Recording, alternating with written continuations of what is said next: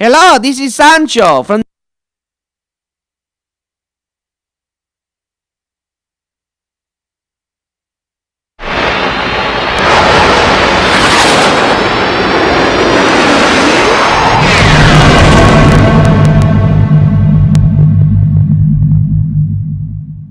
Hello, this is Sancho from the Cranial Show. Our celebrity voices are impersonated. Bang! What's the word? Impersonated. Oh, are impersonated unless otherwise stated by Ben, Joe, or Miggy. Live from the tasting room of ESB Brewing in scenic Tampa, Florida, it's the Cranial Emission Show. Interrupting the silence, drop a little science With an act of defiance. by the Cranial Alliance. Ben Charles was the name that was given to me. And when I'm on the mic, it's like destiny. Well, he's a mover and a shaker, not a flopper or a faker. If he was on chips, he'd be punching out your baker. But there's more to this mix in this recipe. Here's a dash of number 2 of the Cranial 3. First name Miguel, my last name Hito. I'm a mixture of the best, like a sushi filled burrito. And if you get to know him, then you can call him Miggy. Got the bitty bitty beats like Buck Spot Squeaky. There's still another part in this play on words. His name is Joey T, and he needs to be heard. Joseph T. Needles Incorporated. The mold was broke when I was created. If you need a title, he's got plenty to spare. And if he was a trucker, he'd have a monkey named Bear. Well, I'm the last dog, the final bark of the pack. And now I'm gonna tell you who we are and where we're at.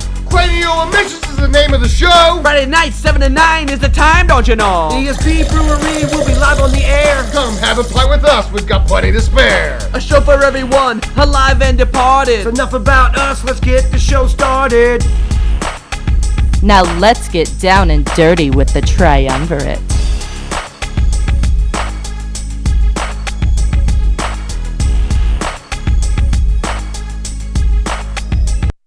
Welcome to the Cranial Emission Show, folks. Coming to you live from balmy, sweaty, swampy Tampa, Florida.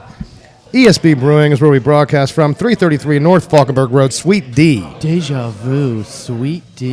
407. The ITJ standing behind the bar to pour you one of 15 different delicious ESB beers to choose from. Go and see him, known as the illustrious TJ, but also known as the Dark Lord of Something Poured. He can serve you whatever your heart's desire might be when it comes to beer. Yes. An action-packed show here for you tonight. I'm Ben Charles, part of the Triumvirate, joined by Miguel Hito and Dos Jota himself, Jesus Julio, Is back. who we have not had on the show in a long, long time. Welcome back, my friend. Thank you so much. It has been a long time. I've missed you guys tremendously, but it is a good feeling to be back behind the mic. Sorry, It's Joe. bittersweet, a little tangy, a little salty. Go from there, buddy. Yeah. Oh, yeah. But, man, what a setup you guys got going on here. This is awesome stuff, man. You like the new banner? Yeah. All right. Definitely. Now, if you want to be a part of this show, you want to call in, you want to drop your 2 cents in, you can do so by calling 813-NEW-TALK. That is 813-NEW-TALK. Go to Facebook, like our page there, facebook.com/The Cranial Emissions Network. Also go and like ESB's page as well, ESB Brewing. Yes, and on Mickey. Twitter, @Cranial E. There you go. Was that whole 2 cents thing a little hint for Zach to call in today? Oh, yeah, there you go. Yeah, Uh-huh. that's true. Now, we are joined by a new producer here today. And as we always do, we always come up with a name for our new producers. Now, I have to warn you, Richard, you might be upset because Sancho sometimes gets jealous. He's not doing anything right today. You know what, Sancho? I'm going to introduce you to the one, the only, who is now dubbed as Tricky Rick. Tricky Ricky, I know. He went out. Hey, is he like Slick Ricky? Went to get him some, and the crabs in the Indian drum song? No. The what? No, dude. No. Did you get the No, what? no. Just forget it. That's a. You never heard that Slick Rick song? I went on down to get me some, and I seen a bunch of crabs playing Indian drums. Oh, God. That's not good. I got to take him away from that one. Action-packed show here for you tonight, guys. We are going to be bringing in Big Storm Brewery. Bishop from Big Storm will be with us in a moment. If you're looking on camera, you can always already see him hanging out right now. We're going to be bringing him on for a tasting and to talk about different beers from Big Storm, talk about their origin, etc. Spread the legend as it goes. Mm-hmm. Next segment, we'll be pleased to be joined by Father William Miller, author of the book The Beer Drinker's Guide to God. Yeah, I'm anxious. The whole to and holy hear truth that. about lager, living, and loving. So we'll have him on. And then the following segment, we're going to have beer critic and beer blogger Alan Shaw, editor of the Herald Tribune from Sarasota, also writer of TicketSarasota.com with different beer articles. He'll be joining us as well. So a very beer-centric radio show for you tonight, but why wouldn't it be when we broadcast from a tasting room to begin with? That's right. Bring your palate. Duh. And your liver. Yeah, of course. And your liver, yeah. Now, Joe's out of town. You might notice if you're a follower of the show, if you are a Craniac, that the Reverend Joey T is not with us. He is actually in Oregon doing some golfing, having some fun, and I understand that he may be calling in later. Hopefully he will, unless he's been drinking a little too much. But I understand that he was hanging out with Trace Shannon. Trace Shannon over of at the Voodoo world Donuts. famous- Was he really? Yeah. World Nice. famous Voodoo Donuts, who is in cahoots with Rogue Beers, now doing a lot of crazy different flavors. Who was gracious enough to be a part of Yeah. the show just 2 weeks ago. He was cool, man. I enjoyed talking to him a lot. So Joe's supposed to be doing a liaison trip. He's supposed to be functioning as the ambassador for ESB, going over there, bringing some T-shirts, and in exchange, probably getting some maple donuts, much to Mike's jealousy over here, Miggy's That jealousy. son of Yeah, I'm looking forward to hearing his, his opinion on these donuts. I've heard a I lot told about him, them. mail them back. Just stick like 5 cookies in there. They'll still be good by the time they get here. Just overnight them, man. God, I need the maple bacon, baby. Now, Sancho was saying, and I'm glad you're here, Jesus, because Sancho kept jockeying. And considering he was a goat jockey, it's fitting. But Sancho kept jockeying for your role. He wanted to be a co-host tonight, and we were adamantly against it. So it's good to have you here. He's back. I appreciate he's back. Well, come on, Sancho. Dos You really Sotes, think mi that you're amigo. you're not going to be taking my spot. No, you're my friend. We're Okay, so friends. you don't have a problem with Dos Jota. No. Okay, it's only if it's anybody else. I guess Yes. it's the Latin thing. Richard Yeah. I need to be in his position. He's screwing up already. Now that's Tricky Rick. That's the TR. No, it's Slick Ricky. Now, again, I'm excited about the guests that we have, but we start this show like we do every show. No, That- wait. Yeah. Oh, that's No, right. we have one bit of news. That's right. I forgot about this. It's a Before- promotional thing. That's right. Before this, we are competing in the Bar Olympics. It's going to be yourself, That's right. the illustrious TJ, aka the Dark Lord of Something Poured, That's correct. the unanimously amazing Toby Parrish, That's right. and myself are going to compete in the Bar Olympics. That's actually Toby the T-Rex pair. Toby, my bad. I didn't know about that Yes. T-Rex You thing. never noticed? He looks like a T-Rex with those arms. I mean, they're only like 4 inches long. He does have little arms. Well, that makes that So, that's the way he can drink quick because his arms are so short. I mean, he doesn't have much room there. He can put them down. yes, he can. Okay, so the Bar Olympics are at O'Brien's. It's for a very special cause. It is this young lady that was working at O'Brien's, Christine Burgess, had some hereditary papillary renal cell carcinoma, which attacked her liver, and it's pretty much all the benefits are going to her and her family to help her support her family through these trying times. So she had a lot of bad things go on. But at O'Brien's is the Bar Olympics, June 8th at 4 p.m. That's Sunday. We're going to compete in all kinds of crazy games. It's going to be amazing. Just wanted to put the heads up there. So come on out and support us. Yeah. If you're looking for something to do on a Sunday, all you Craniacs out there, come up to O'Brien's, check it out. You'll get to see us make even bigger fools of ourselves than we do on the radio. I disagree. I think we're going to kick some serious ass. You think so? You ready for some flip cup? I'm ready for. I've never played it, but I'm. You ready haven't been for it. training? I flipped stuff. Okay. I can All flip right. stuff. We'll find out. Now let's go ahead and start with the beer call. Okay. Because we're running low on time here. We got to get into it. Are you ready? Go ahead.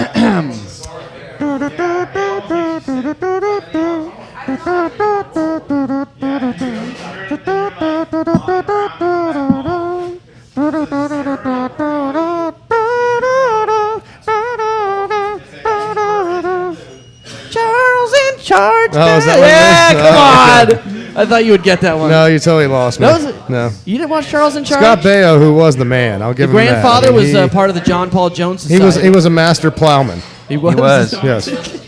He was a former Navy guy, part of the John Paul Jones Society. Anyways, that's neither here nor there. Okay, so it is the beer call, and right now I am What? kicking back and I'm drinking one of these newly tapped Tarragon Pale Ales, and I tell you this: if you're looking for a beer that's got an herbal, Is it Tarragon or Tarragon? whatever, tomato. Get your tomato. herbs straight, son. But I've got my herbs straight. Trust me. But if you're drinking this beer, it's thank very you. herbal. It's got a dry and peppery finish to it. Very unique. the I'm really digging this beer. It's the Tarragon. What are you guys drinking?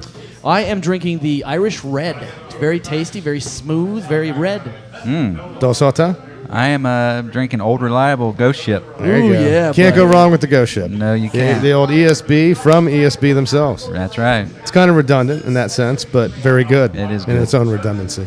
Now we are joined by Bishop from Big Storm Brewing, and this is kind of is a brewery or brewing, by the way. It's brewing, as indicated on your shirt. It's either. Okay, so we got it correct the first time then. Get up on it. Make sure I get your microphone adjusted here. Can you hear me now? Make There you love go. to There it. you I'm go. here. Get into it, baby. You're one cell phone short of a I'm getting commercial. right into Can you it hear me now. now? There you go. Now it's kind of I don't know what serendipitous to do with my here. hands. Like, Just put them in your pockets. smell them. Just smell them while you're working. Now, it's kind of serendipitous here because I remember it was probably, Jesus, I'm sure you remember this, about a year and a half, well, actually probably about 2 years ago when you guys first started getting things up and running. And we were talking to somebody about there at one point about actually broadcasting from Big Storm. This was a brief conversation that we had, and it never really got any traction to it because I think we were both in a different place at the time, both trying to focus on getting things up and running. And now here you guys are. You're getting the publicity. I saw your beers there at Brews with Attitudes just a number of weeks ago. Oh, yeah. And it really seems like you're starting to get some traction here. So how do you feel about everything now? Are you guys really starting to see the momentum going? Yeah, it's been crazy. We opened up the entire state this year, so we have distribution from Tallahassee all the way down to Key West. Nice. Nice. We're getting a lot of traction, more traction in the Tampa area, and just growing our presence throughout the state. It's been pretty crazy. That's unbelievable. Now, Bishop has been good enough to join us, and of course, he's brought his lovely lady friend over here. You can go ahead and introduce her as well. She's my special lady. Yeah. Her name's Erin.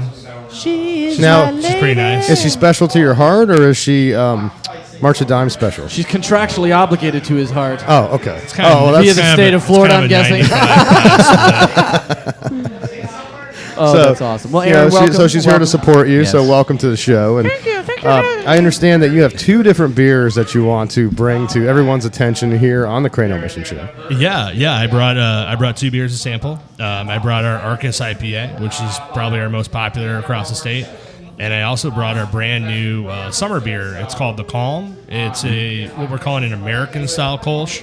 The Kolsch is a traditional German style. However, we use American hops in it. So we Das added ist our- good, I understand our ya. little flavor. There you go. And we actually just released it today, so it's Oh, wow. You guys are one of the first ones to try this year's I feel round. privileged so. now. Awesome. I feel honored here. Yeah, I was on the website today, and I gotta say, that's a cool website you guys got going on there, and I really dig the logos, the labels of all the beers and stuff. It's really cool. I like how you guys got them color coded, and you got the cool lightning, going. I mean, it's cool. I like Thanks, the man. logos. Thank you. The artwork's cool.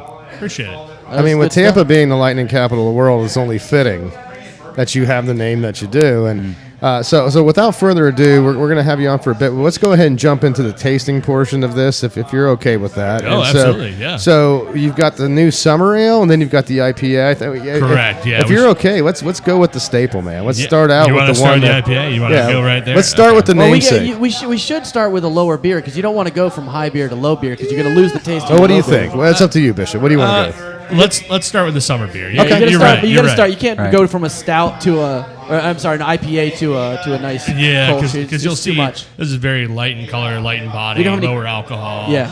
So we you don't have wanna any crackers to start take with the taste out of our mouth from the first one. this guy. Right. Not in a bad way because it crack. Now, did TJ bring any little glasses over here? We still. TJ, can we get some tasting glasses? I thought he brought some over here. We I still, don't know. It's Is he debatable. slacking over here? Is he not Yeah. being quite so illustrious right now, or Bring six. really? He's being a dark lord right now. Six, Are we, six is good for now. Slacking on the tasters. are you really holding us up on the show over here? No, Is that what's going on? I don't know. That's okay. We can do these things. We can be calm about it. Now I understand we've got a call on hold, and if you're holding right now, just go ahead and hang out with us here because we're just running a little bit late on the show. If you want to just stay in the queue when we go to commercial break, we'll bring you in. So I believe that might be Father Miller who will be bringing in here shortly. So Well, if Father Miller, if you can hear us, if you are on the line, just go ahead and hang on just a few minutes. I apologize about the delay. Say a prayer for us, please. Yes, please do. And then just running a little late here. yeah. So we're doing this beer tasting here, and again, Bishop, what was this beer called? This is called the Calm. The Calm. Yeah. The calm before the storm, the big storm, if you Yeah, will. sort of like that. Right. All right. Oh, so that is so refreshing. That is That good is. stuff. It is a nice, got a refreshing. nice smell to it when you bring the beer up. Thank you. Oh, that is refreshing. That is absolutely summer It's refreshing. very light. Yeah, very, very light, but it has a slight bit of bitterness to it, but nothing that's too, A little nothing too Kolsch sharp. tang, if you may. Right. And we called it like an American style Kolsch because of those American hops in there. We just like to do a little different play on it. So I'm absolutely a fantastic fan of this beer already. I like. Just Yeah, that is good. It's by got like a enjoying that. hint of a Hefeweizen. Yeah, it does. It does. Really It has that good. little Right. slight. What's the tang. ABV on this? it's a little shy of 5%. Okay. That's perfect. That's Yeah. perfect. You So, could drink that beer all day out in the sun. Yeah, we're going for a good sessionable summer ale. That's nice. The Kolsch is just one of those styles I love. I hold it near and dear to my heart. So, trying to make a little play on that and Beautiful. round it out. I love making these light beers. With the lighter beers, it's a lot trickier. You can't really hide anything. No, you can. I mean, it's a really. I mean, you say transparency. I mean, all the flavors are right in front of you. There's nothing to where you're like, what is that exactly? You can really. I enjoyed it. You got it. Yep, Okay. straightforward. And so this is your IPA, and go ahead and describe that one to us one more time. This is the IPA, yeah. This one we call the Arcus IPA. This is kind of a buck to a traditional IPA. It's a very smooth IPA. It has all the hops that you'd want from a traditional American IPA, but we do use local honey from Pasco County to kind of round it out on the back to add a little bit of sweetness to it as well. Wow, So- that is good. See, they put out a beer which they made on accident, which is called the IPA. They did the Ghost. What the heck was it? Pieces of 8 with they put citra hops in it. Okay. And it totally softened that bite you have at the end of it. That honey really it really blunts out. That really softens that finish. You don't have that that real sharp IPA finish, which I can't drink most IPAs. Yeah, this is a very That is really different good. IPA for Right. sure. It's got a almost like a caramel kind of overtone to Yeah, it. you can feel the honey. Right. That is awesome. Yeah, Yeah. it's subtle. It's not overpowering. It's something that we like to do over Big Storm. It's a lot of balance. We try and complement things just like food. You don't dump chocolate sauce on top of fudge brownies. You try. Actually, sir. Well, okay. The fatty in me too actually does that as well. I'll admit that. But we're trying to complement the certain different times of the night, maybe. parts. Wow. Only after drinking too much. That's So what's what- the Yes, after drinking too much. Anyway. What is too much? so what's the ABV on this one here? This one is actually a little shy of 7%. Wow, It's at about okay. 6.9. So Nice. Put some That is peach good. fuzz on your chest. a little bit. Peach fuzz on your chest. That is awesome. I love But that's that our beer. number one seller in our tap room. Probably the most widely distributed beer we have. Very popular right now. Excellent. Cool, man. I like Sure it. that beer is selling crazy well. So, you guys are now distributing across Florida. You've been doing your homework with that, obviously, because as we've talked about in the past in this show, you've got basically the state is broken up by all these different distributors. And so that in and of itself is a feat, just to get out there and get these people to align with you and start pitching, what you're doing. So now you're out there, you're starting the production. You guys have been online now for how long has it been total? About almost 3 years, is that correct? Actually, we're celebrating our 2-year anniversary two? next month. See, time flies because it seems like it's does. been longer than that.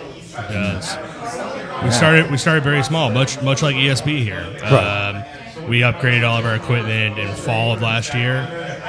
Now our system's a little bit bigger. We can start cranking it out and getting it across the state. And tell the listeners where they can find you, and first of all, the physical location, and give a little background on what they can expect to find. Because I know you've got a tasting room over there as well. Sure, yeah. We got a little tasting room up there. We're in Odessa. It's in Pasco County. We're Pasco County's first and only microbrewery. Been open for a couple years now. Nice little rural area, pretty low key, quiet. But we know how to hang out and have a good time. We have food trucks on Fridays and Saturdays. Tap room's open 7 days a week. As far as distribution, we're up to about 200 different bars and restaurants in the Nice. Tampa Wow, nice. area. That's the way to go. We're up to about 400 or so total across the state. Congratulations, man. That's Thank awesome you. to hear. Thank you very much. Yeah, Very nice. So you guys are really starting to see some positive momentum building here. absolutely. And I'm assuming the name I'm going to assume came from where you're from. I'm assuming it's because you're brewing out of Tampa that you decided to dub yourselves Big Storm. Absolutely. Yeah, we wanted something that had a little bit of a local identifier, but something that everybody can kind of identify with. There's big storms across the entire world. Oh, so, yeah. It's we just felt really comfortable with the name and the branding and everything to it, and when it comes to the names for our beers too, we try and do Well, he things. did the that- arc like an arcing. Arcus, it's a cloud, actually. Oh, yeah, there you go. yeah. The Arcus is actually a cloud. This is like my number Is one. that the one that's question. way up top that lightning shoots out of kind of sometimes? Think of Independence Day. So where the ship yeah. kind of rolls in, kind of that Yeah. arc right there. Uh-huh. It's very much like that. I think my favorite name is the Palm Bender. The Palm Bender. I like Oh, that I like one. that. That was cool. Thank you. Yeah. Well, guys, we're almost to the end of this segment, but we have a thing we started to do every week. It's called the Badass of the Week. I'm going to jump right into this story. Richard, if you could bring up the first photo of the gentleman lying in the hospital bed for the people out there listening. This gentleman, James Valentine, a 20-year-old tree trimmer from Pittsburgh, was trimming a tree in a really awkward angle, and the chainsaw kicked back and caught him right here and stuck in his neck. This about a centimeter away from his jugular vein. And go ahead and bring up the other photo. Oh, you want the second badass Yeah. photo? So, yeah, so the chainsaw is sticking. Oh my God! If you guys could see this, we have to go back and watch the video. But the chainsaw on the X-ray is sticking right in his neck. They had to dismantle the whole motor just to get him to the hospital, and he survived. So we're gonna go ahead and toast to this gentleman. So we for cheer. being the badass of the week. His name again is James Valentine. who's the Cranial Missions Badass of the Week. So to you, James, for surviving your horrific chainsaw accident. Now, on that note, we are up against a commercial break, but I want to thank you, Bishop, and your lovely girlfriend for coming up here. Or no, it's your wife, right? Okay, so She plays both roles. You're contractually bound. So Come on, Bang, stick with it, Bang, Bang. I mean, if she puts a wig on, is she your girlfriend? And then if she anyway, I think it's something like that. And it's time to go to commercial I'm break embarrassed from here now. ESB Brewery. but no, Best of luck to you guys. Bishop from Big Storm, thank you Yes, so thank much you for guys. joining us. Thank you guys, I appreciate it. And Thank you please for keep having us keep us updated on what you're doing and any kind of any kind of promotional events you have, what have you. Let us know so we can promote them. Get the beer drinkers, the connoisseurs up there to support you. Sure.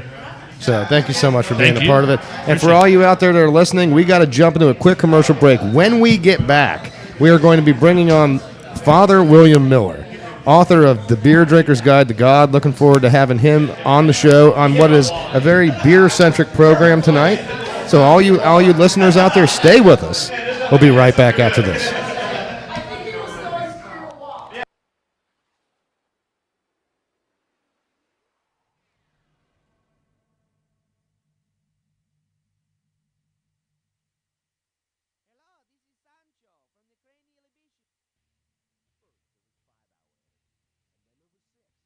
Now you can get a continuous 48 hours of energy because cardiac arrest is taking energy drinks to a whole new level.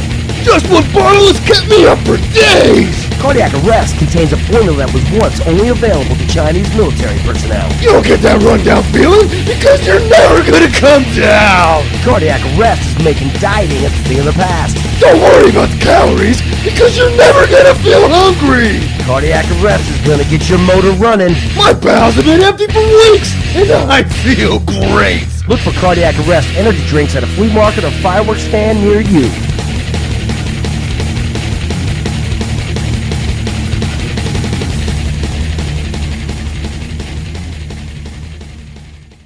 Are you tired of riding public transportation and bumming rides from friends? Let Wang & Wanda School of Driving get you off the bus and behind the wheel. Wang & Wanda will help you get your license with one easy lesson. Our instructors are as good as it gets when it comes to operating a motor vehicle. Wang has years of experience from driving in the most populated areas in the world. And Wanda's defensive driving skills are second to none with her lifelong experience of driving in the hood. Take a listen at these two in action. Okay, roll your speed. Turn your brake on and take a left at the right. Which is it? Left, right? I said right at right. Off at the rubber guard. Pull over and let me drive. Safety always comes first with Wang & Wanda. Okay, honey, just get in the left lane. Let's keep it at 40 now.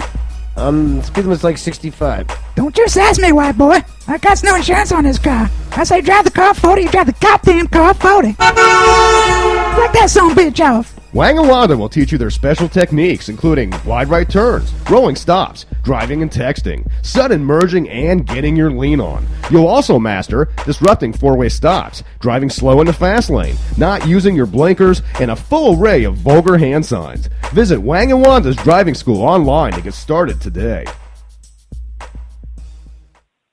Hi, Brenda Garrett of the Facts of Life. I'm listening to the Cranial Emission Show, and I can't believe it! I just got Joe standing up peeing! Girls! Boys! Welcome back to the Cranial Mission Show, ladies and gentlemen. Coming to you live from ESB Studios, located here in scenic and sweaty Tampa, Florida. 333 North Falkenberg Road, Suite D. Suite D 407 is the place that we broadcast from. 15 different beers to choose from. Go and see the ITJ behind the bar. And we are pleased to be joined by Father William Miller. Is he still holding on the line? Rick, is he gone? Here. Oh, he is here. We lost him? No, he's here. Okay. Are you there, Father? I am definitely here. I mean, is that an existential question, theological, or am I just on the line?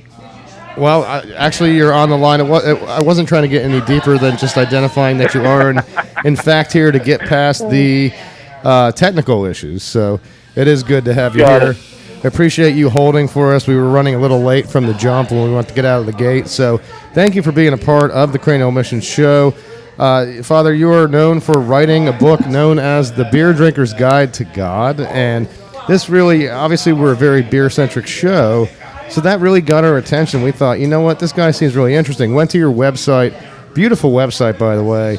And, thank you. It just seems like, you're a laid-back guy. I mean, correct me if I'm wrong, but you're in the surfing, you're in the drinking beer. Understand that you're a big music lover as well. I am. I do like all of those things, and I really feel like, the Creator has gifted us with some good stuff, and if we appreciate it, we're going to be more likely to share it. As we savor it, we share it, and I think that's the way to live. And I've been very blessed to live in a beautiful place here on the island of Kauai, and it comes with some of the same challenges that any place would come with, but it's definitely approaching paradise on some days, and I'll occasionally swap out the beer for a Mai Tai, but it's all good. Well, especially when you're having to hang 10 down in their absolutely beautiful Kauai, right? Is that Kauai? How you say it? Yeah, that's right. Oh, I'm saying it right. Wow. Most people don't.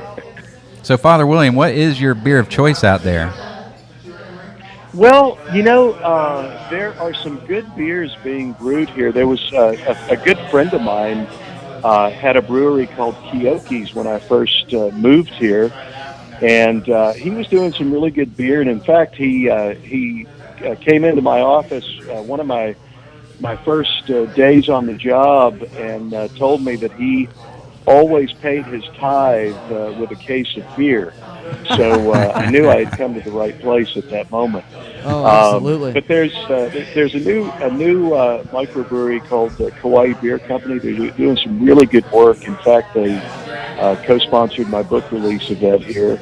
And the Maui Brewing Company, a couple of islands over, is doing some good stuff as well. So there's no shortage of quality beer here now. That's good to hear.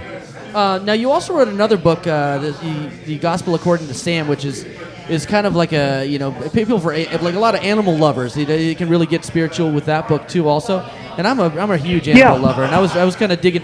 Like I said, we dug into your website. As soon as I found you on a beer-related website, and I said, man, this guy sounds absolutely fascinating. I really liked your just everything you were about. I think your spirituality for the real people is what you were saying, and I'm really digging that philosophy. I really, really was into that. So I said I need to try to get this gentleman on the air, and I'm glad we have you on there. So as I'm assuming that the impetus behind that book was that you're obviously a fellow animal lover.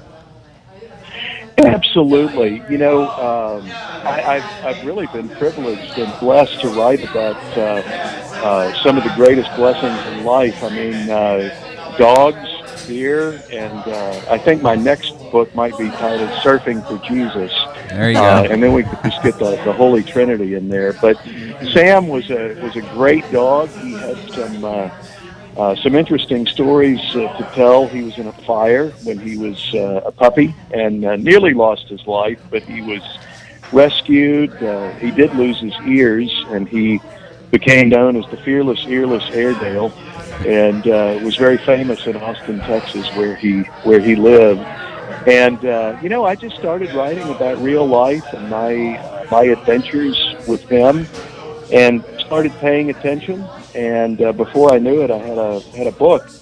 And the same is true of the Beer Drinker's Guide to God. I mean, it's a collection of real life stories, real people, real adventures, real challenges, real successes, real failures, just life as we live it. And what I've discovered as I've traveled and connected with people is that beer is the universal beverage, and it doesn't matter where you are, you can have a beer with a new friend and share stories, get to know each other, and that's how it happened. So can we almost consider you a Jack Kerouac of spirituality? Is that kind of what we could look at you as there? Well, I've been called worse. No, I say it all out of respect, of course.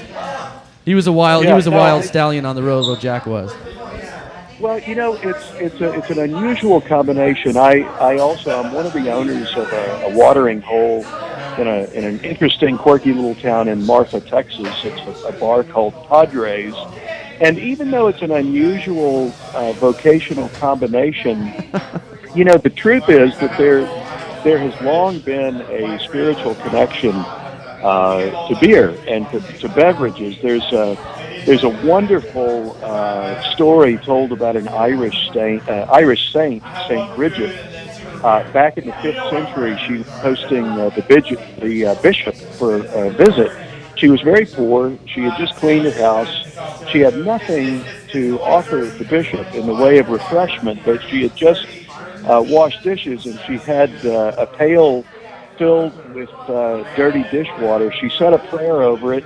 It miraculously was transformed into beer, and she was able to offer the bishop a refreshing beverage. And she ended up writing a beautiful prayer about offering a great lake of finest ale to the King of Kings. And so, there's really a very rich tradition of religious folk and spiritual people being beverage aficionados.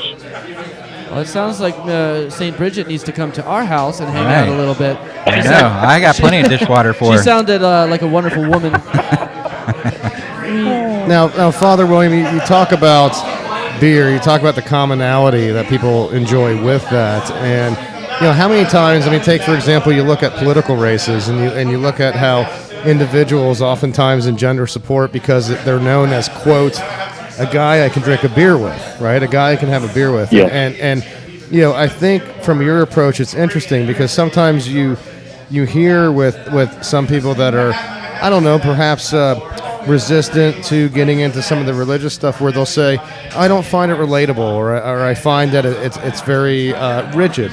But in talking to you, it seems like it's quite the opposite, and it seems like with the beer, with the appreciation of that, with the appreciation of music that you have, the appreciation of surfing that you have, that you inject some relatability to this.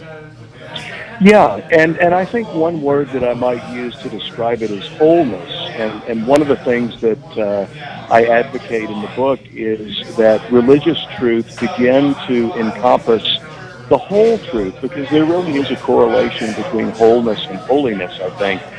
Telling the rest of the story. Maybe the parts of our stories that some religious leaders might leave out, the parts that might need some redemption, but that's okay. Redemption is a spiritual process as well. And, you mentioned that idea of this is a person that I would like to have a beer with. I think that's a really important concept because despite our disagreements, despite maybe coming from different places, having different understandings of spirituality or particular philosophies of life, that really is an important question. Is this person one with whom I would like to share a beverage? And if the answer is yes, then I want to learn from that person. I want to sit down and share a beverage with that person and get to know them. And if the person picks up the tab, you can be absolutely certain they're close to the heart of God. Now we've got Bishop from Big Storm Brewery hanging out with us. Kind of It's kind of serendipity if you think about it, Apropos. because we've got Father William Miller and we've got Bishop from Big Storm Brewery, and I understand that you have a question as well. I was just kind of listening. I didn't know if I'd have a question or not. Father, how you doing? Nice to talk to you. I'm loving everything you're saying, though. I'm down with it. I'll cover your tab next time.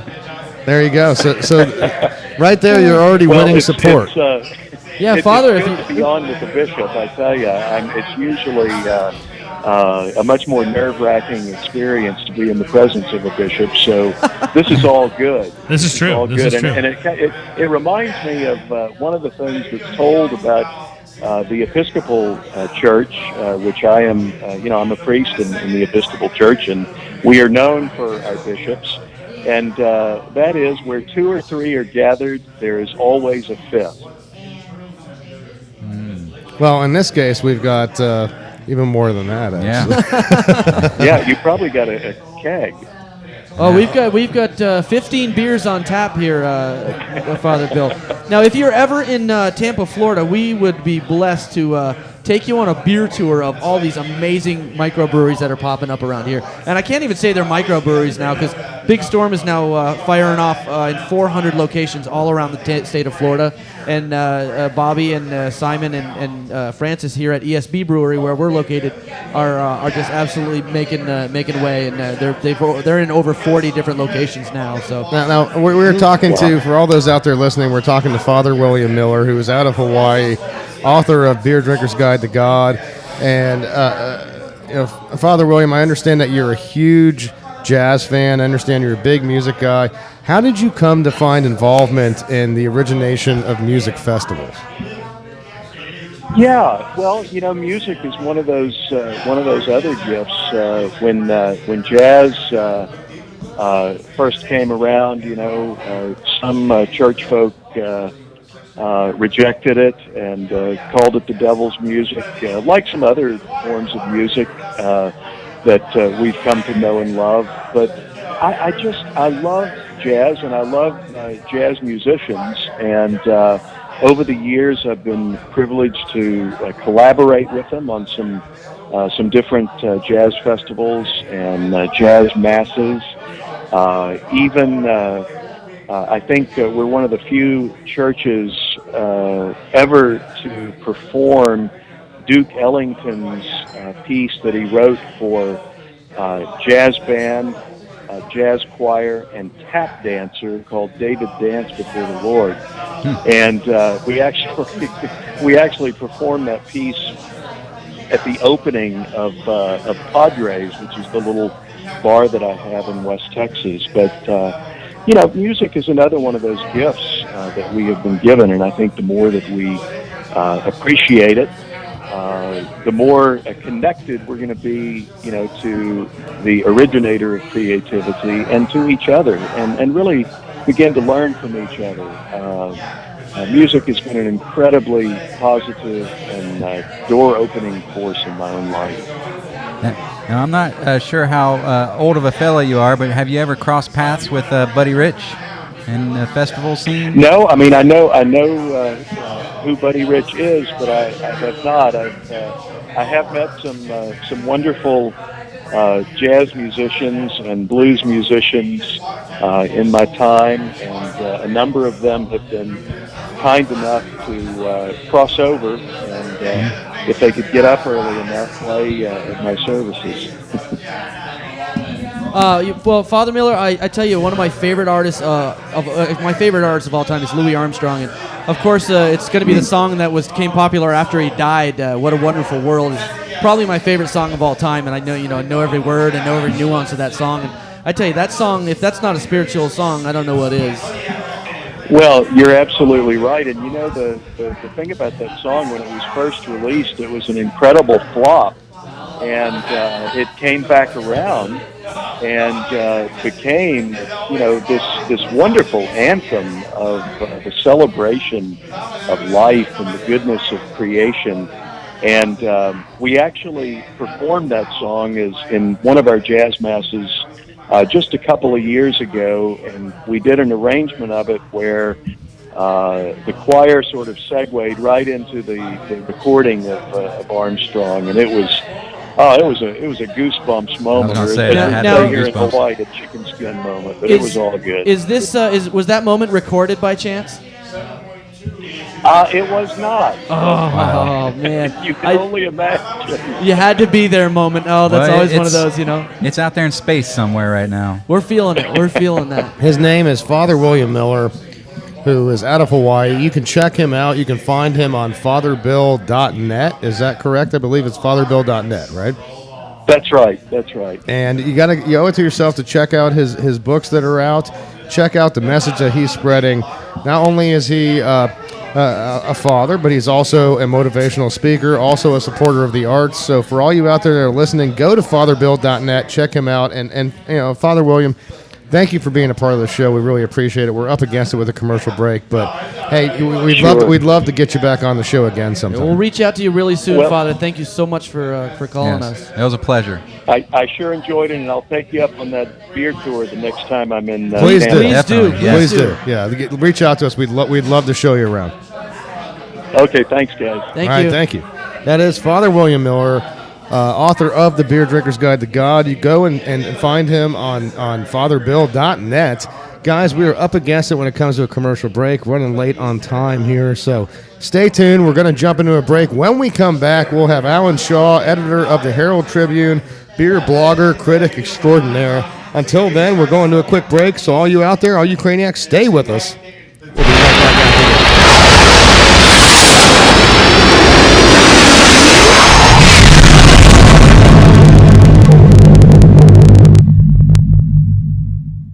Hello, this is Hello, this is Dr. Rajay, Bangalore board certified plastic surgeon, and I have a message for the growing number of older men out there. Have you ever felt an excruciating pain in your stomach? Do you believe you have an ulcer only to find out you are sitting on your testicles? Have you developed a rash on your beanbag from dirty locker room floors? Up till now, Sage scrotum syndrome, or triple S, has been an affliction many men have just had to live with. Life without triple S is no longer a fantasy. I have developed a new amazing new scrotum rejuvenation therapy.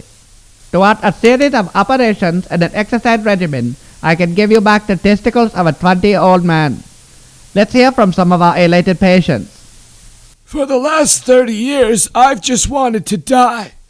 My scrotum was so much like burlap, people thought I was competing in a sack race. Since my rejuvenation, I'm now ready to take my piggy to market again. Thank you, Dr. Raji. After almost suffocating my wife with my enormous droopy matzo balls, my friend Moish told me about Dr. Raji's testicle rejuvenation. Yes, it took several days of operations, but it's not like I had anything better to do. But now I'm able to take Goliath down with my sling. Mazel tov, Dr. Raji. So call me, Dr. Raji, at 1-800-555-SACK to begin your transformation today. Hello, this is Professor Ptolemy Tyson for ESP Brewing, where the birth of chemically created libations is paramount. Here at ESP Brewing, our happy yeast has perfectly metabolized our recipe of malt sugars to create the finest baby bubbles of carbon dioxide, bodaciously fantastic flavors, and the Mr. Feelgood chemical ethanol. Come congregate and ruminate over ESP's amazing concoctions.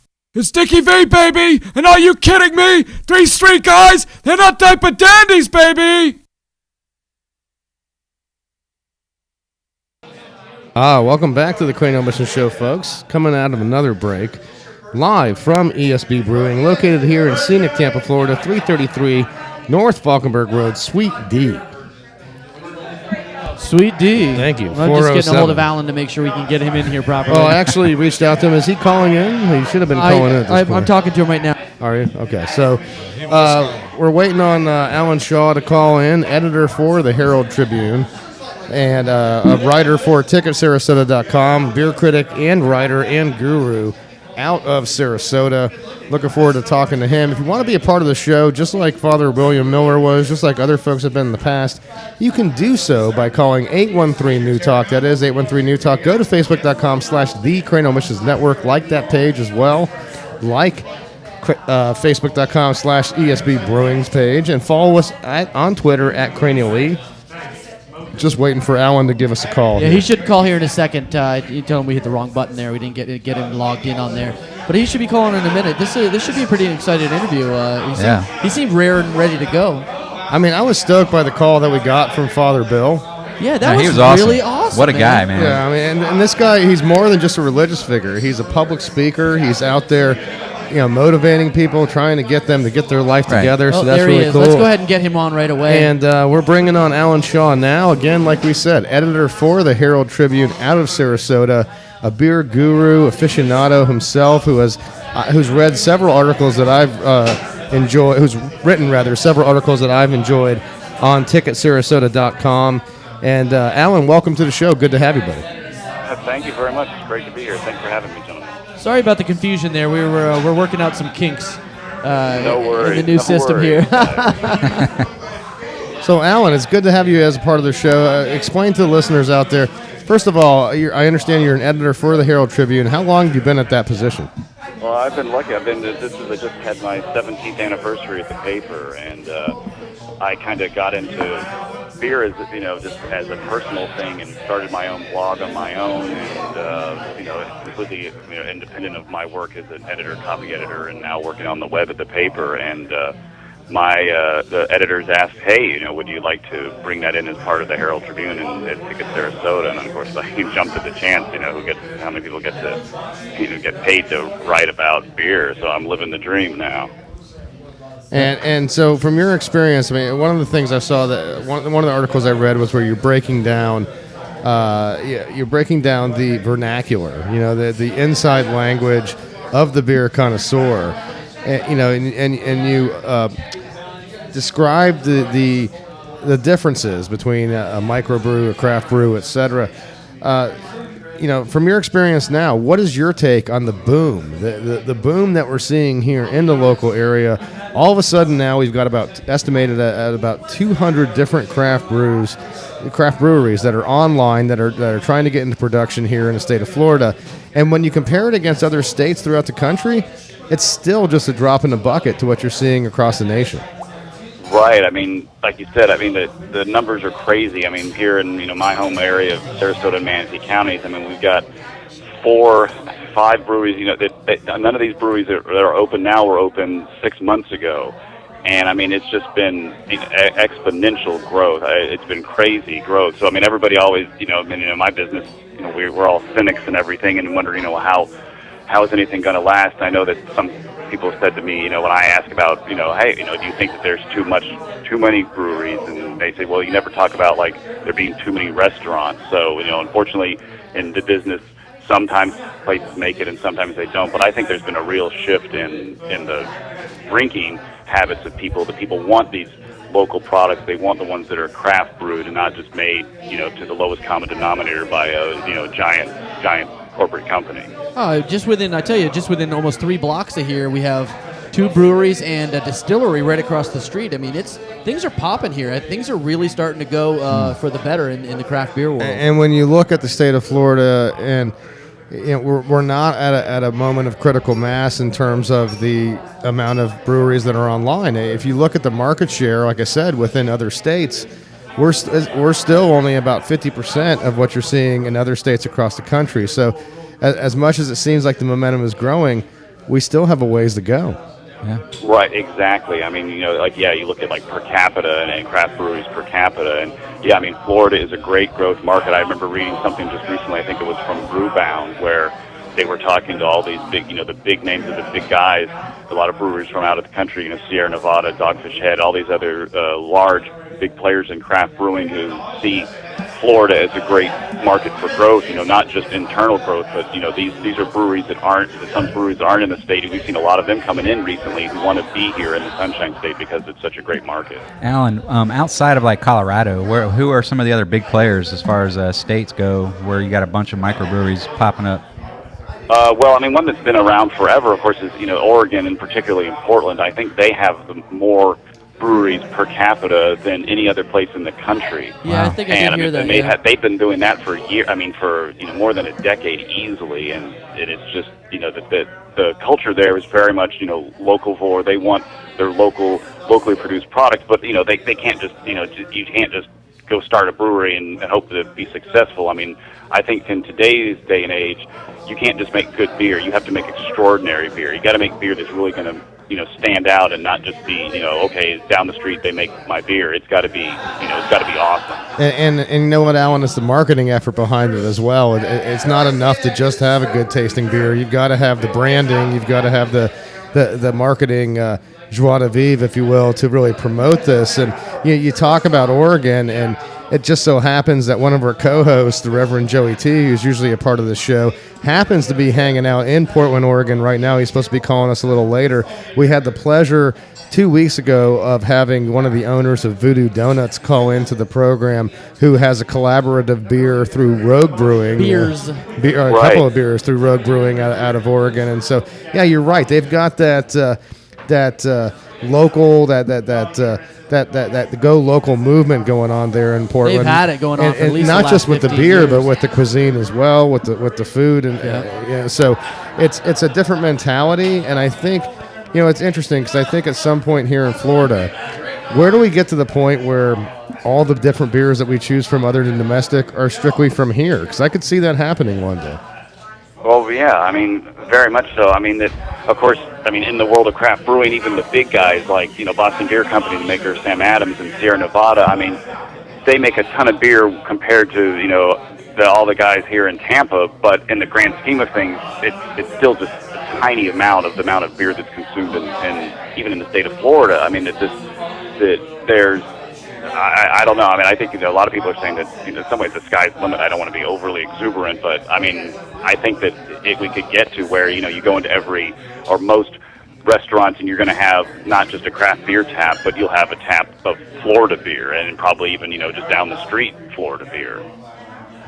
You look at the beer movement, and not just here statewide but nationally, how much the market share is being consumed. And you hear these stories. Obviously, we've dealt with it here on a local level from the legislature, where there's attempts to defeat certain growler laws, the ability of craft brews to serve from within their own tasting room up to a certain volume. And it seems like big beer, seems like InBev and all the big guys that are behind all this stuff, seems like they're scared at this point, because you watch their market share slowly diminishing year after year. 5% a year. And the craft beer industry eating that up. Right, exactly. I mean, and they didn't get to be big by just letting everybody else kind of do their own thing. I mean, they crushed the competition, either by, just directly buying them out or by, squeezing them out of the market. I mean, they don't. Well, to be very blunt and beer snobbish or beer geekery. Please do it. They can't, that you can't. That all the major brands of beer, the ones that are the top sellers, aren't really that different from one another, and that you really only can go by marketing. It's how much money you spend. I mean, it's crazy the amount of money that the big brewers spend on marketing. I mean, it's billions of dollars with a B every year. Yeah. Did you see Coors Light's? Did you see Coors Light's awesome new can? No, I have not. I'm sorry. I don't follow everything Coors Light does. It's actually a point we don't give a flying F about, but that's neither here nor there. Yeah, we actually try not to follow anything that Coors Light does. And you mentioned, Alan, the dearth of resources that they use on the marketing side. If only they employed the marketing dollars toward the actual processing dollars, to the dollars and cents that make results, because it's a different climate. You look back in the day, people were very satisfied with the rather pedestrian beer, but as choices, as tastes elevate, as we all become more sophisticated with our expectations of beer, it seems like it's the domestic side of things. It seems like it's the big beer business that suffers from this. We've all woken up, and so have our taste buds. Oh yeah. Right. I know that Garrett Oliver, the brewmaster at Brooklyn Brewery, has compared, the big beers to Wonder Bread versus, the craft brewing to, bread, locally made bread. Oh, And he's dead right. He's absolutely and, dead right on that. that it's just, and like you said, that they talk about, where money is spent with the big brewers and the effort they put into marketing. Because, of course, I don't want to knock any of the skills that they have. Of course, they have the skills to make the greatest beers and perfect. Because I don't want to say, that making a beer, for example, Bud Light, making it taste the same, and everywhere you have it in the United States is an incredibly difficult thing to do. And so there's nothing that would stop them from making, a beer that every beer geek would love to drink, except, a lot of people would just, not choose to drink it because of who produces it. But there's nothing stopping them from making great craft beer in one way of looking at it. But you look at it now, and that's actually what they're starting to get into. You know, you look at the Shock Tops, the Blue Moons, all this different stuff. They give the impression that these are craft beers, when if anything, they're merely offshoots of big beer. Right, I know that's the Brewers Association had that controversial little. I don't know if it's called marketing is the right way to put it, but they had craft beer versus crafty beer, and that definitely raised some hackles because I think some craft brewers who may not be officially considered to be craft brewers by the Brewers Association took that under umbrage to it. I know, like for example, Goose Island, which was bought entirely by Anheuser-Busch. One day they're a craft brewer, one day they're not, and that's just according to the Brewers Association's definition of it. But it'd almost be like bad business by the big brewers to not give it a try. Because as popular as craft brewing is, they have to, throw something out there. I know they're right. taking. I just read an interview with, I believe it was a Miller exec who that he just didn't understand this whole craft thing. So I think a lot of it maybe it's kind of like in my media business. The newspaper's gone through a lot of change, and people talk about old media versus new media, and that some people get it and some people don't, and it's probably the same thing could be said in the beer world, that that there are people they had a good run and they've done and they're still doing good, but things are changing and you got to be ready to change. It only makes sense. The craft beer market, from the numbers that we've seen recently, are taking 5% a year away from the big beer companies. If they don't get on board now, they're either going to do these drastic measures where they buy out the little breweries in these hostile takeovers, or they're just going to lose more money, and then that's when the layoffs start. So they need to really start thinking about things and stepping their product up. Like we talk about, Alan, we talk about the national perspective becoming more aware, and it's never been more evidenced by all the products out there that echo this awareness. Case in point, Jelly Belly. Jelly Belly, who has long been one to embrace different flavors, one to embrace different trends, if you will. Even when you take Harry Potter, for example, as popular as it was, and all of a sudden they had certain flavors related from that movie. Well, now all of a sudden you've got a beer-flavored Jelly Belly donut. I haven't had that one. I was wondering, thinking beer flavored, that's kind of like having a food flavored jelly bean. I want to know what kind of beer is it flavored like? Hopefully not Bud Light or Coors Light. Right. I'd love to try that because they definitely are very creative in their flavors. Yeah, like you said, the Harry Potter one. There's actually a vomit flavored one, which God bless them. Say what now? There's a vomit. Yeah, that came from a Harry Potter movie. I have tasted flavored. it accidentally. Oh, did There's you? a vomit Yes. flavored. Oh my god. And how did you like it? Well, I haven't had it. I just know that I think it is accurately flavored from what I hear. Yeah, I'll tell you, Alan, that's exactly the way I felt about it when I ate it. Did he say vomit? He say vomit flavor? Yes, he did, Like Sancho. throwing up? Yes. Oh no. Yes, he did. Oh man, Sancho Sadly, doesn't yes. look good. He doesn't look good. Now, one other beer story that we wanted to get into with you, and because we're up against a break here, Alan, but there's a number of states that have very weird beer laws. Yes. And Miggy, do you have the story? I wasn't really cued into that, Oh, so no, I you didn't know weren't we were going prepared to for do it. this? So just give me a second. Yeah, these are. I got 11 of the weirdest beer laws that they found so far, which I thought was really, really funny. They get a lot of interesting things. Between let's see, I'm gonna try to go into here because I tried to pull it up really fast, so I kind of okay. There's a lot of unwritten laws that they have, and let's see. The first one is in Oklahoma. If your beer's more than 4% alcohol, it has to be sold at room temperature. which makes which of course, you know, these laws probably stem back to the 1800s. You know, like there's so many laws. I mean, in Florida, it's illegal for couples to live together out of wedlock. As we discussed last week, yes, you found out you're living in sin. And yes. I bragged and told the police to come get me. Yeah. So in, right. Mm-hmm. In Alabama, if you're going to sell wine, oh my, you have to. I didn't read that beforehand. It says you have to keep the naked ladies and sexual products, whatever you do, off the label, because there will be no immodest or sensuous imagery on the wine. So that's what. Let's see. In what was that? We got a knock there going on. We got technical difficulties here and there, but it's neither here nor there. No worries. Of course, where they make Jack Daniels, it's a dry county. Of course, right? Which makes perfect sense. I didn't even know that. And in Georgia, if you drink in public, you can't show it. So if you start to walk around, and you can't be stumbling or slurring around in Georgia. And while you're in Texas, you can only chug a beer while seated.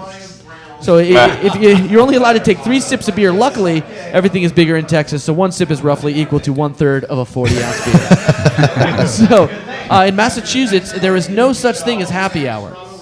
Okay? Right. At least where booze is concerned, is actually state economy could lose about $1,300,000 per hour if Boston alone was beer discounted. So they could lose a lot of money. But I mean, this is a sample size of all these weird beer laws that are out there, and and Alan, in your research and all your findings out there, do you have a particular story that comes to mind? I know I'm kind of putting you on the spot here, but do you have a particular story that comes to mind about the lawmakers gone wrong, or maybe society rules gone wrong when it comes to beer? Well, I know that, like you said, a lot of these laws are holdovers. I mean, here in the United States, we have, kind of always had a funny relationship with alcohol, unlike in Europe and other places where it's more of a not seen. Prohibition is just, such a defining moment for us that I'm trying to think. I know that that Utah had some laws where that you couldn't, I can't remember if it was beer, but an alcoholic drink couldn't be made in your presence, so that the bartender has to go behind a little partition to concoct, the cocktail and then bring it out to you. Interesting. Utah is very particular with the large Mormon population there, and that the Mormons aren't supposed to drink any alcohol. So, but then you can share it with your 4 wives. That's a funny one there. Well, in Ohio, it's illegal to give beer to fish. Right. Well, thank goodness. I'm glad that at least they know what they're doing up there. Well, Alan, we're running up against a commercial break here. It was absolute pleasure to have you on. We'll have to talk to you more in the near future. We'll keep in contact with you and keep you abreast of what we got going on. And if you can ever make it up to the Brandon, Tampa area, we'd love to have a pint with you, sir. Yeah, come on up here, Alan. Trust me, we'll get you hooked up with the right people, and hey, you'll be treated like a king, my friend. Get on up here when you get a chance, man. We'd love to hang out with you. It's only if you say the right thing, if you know what I mean. Well, thank you very much for having me. It was a pleasure being on your show. All right, thank you, Alan. Take care. Cheers. His name is Alan Shaw, again, editor of the Herald Tribune out of Sarasota, a beer writer for TicketSarasota.com. You can find some of his articles there. A real treat to have him on the program. Now, for all those that are out there listening, we've got to jump into a quick commercial break here. So, when we come back, we've got the second half of the show to still get into. A lot going on here. I mean, it's just a crazy night here. So for all you out there listening, stay with us. We'll be right back after this.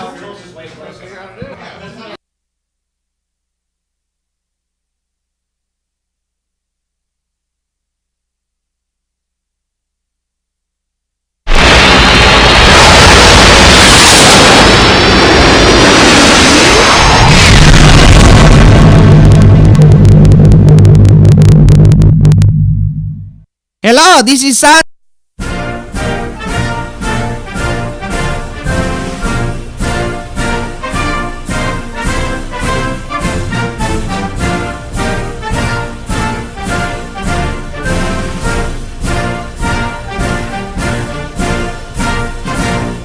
Hey fellas, ex-President Bill Clinton here, and I'm excited to introduce to you Billy Bags, the innovative condom company created by yours truly. My inaugural line will be sure to smoke all competitors. I call it my Commander-in-Leaf series. That's right, boys. It's time to dress to impress and slip that beef into a Commander-in-Leaf. These condoms are made to resemble the finest cigars and come in all sizes. For you poor bastards sporting a roll of dimes, I suggest to you the Rothschild, a tiny condom guaranteed to fit your little willy nice and snug. The Lonsdale is perfect for you fellas that meet the approval rating in length, but can't quite cut in the girth department. These narrow sheets fit tight and scoff at mother friction. This now leaves us with you boys, like myself, who put condoms to the ultimate test. I proudly present to you the Presidente. We put years of research with the help from NASA, developing a meat shield that can handle any circumstance. We tested these condoms deep in the jungles of the Congo, and the results are astounding. We even have a specialty condom for those of you that like to provide a little secret service to the stink wrinkle. The Toro is an extra thick elastic wonder, assured to handle the extra stress caused by butt sex. Unfortunately, Rothschild customers won't be able to extend their jurisdiction to these, so we suggest to you, just use your finger. Together, these condoms create quite the rubber government. We hope all men and women vote for my product to be erected as the condom of the future. I am Bill Clinton, and I approve of these receptacles. Look for Billy Bags in a drugstore near you.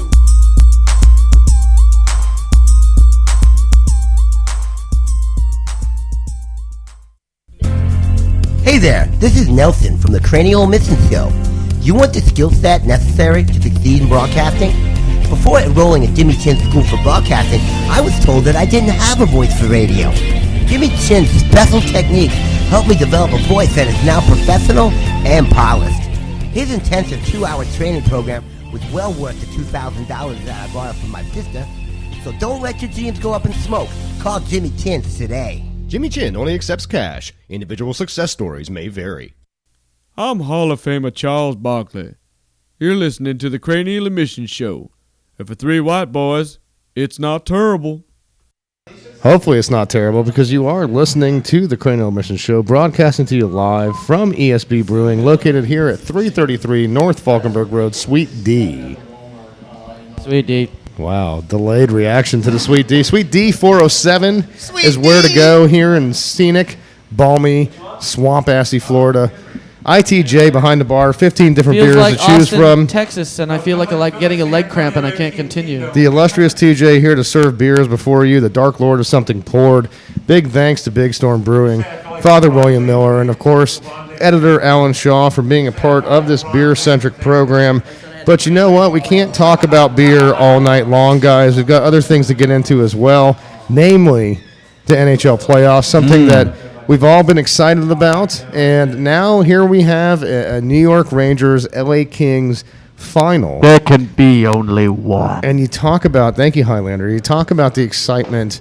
Gary Bettman was just juiced about this whole thing. Oh. 2 biggest markets in the entire NHL for the first time playing each other in a Stanley Cup Finals. The LA Kings with an opportunity to win 2 Stanley Cups in the past 3 years. Gary Bettman was excited, and we didn't care what he thought. They were saying during the game the other night that it's been 33 years since L.A. and New York have played each other in any of the 4 major The sports. last time they played, the Rangers won. Well, I'm not talking about L.A. and the Rangers and hockey. I'm talking any 4 major sports. It's the first time in 33 years that you saw in a final. Right. Yeah.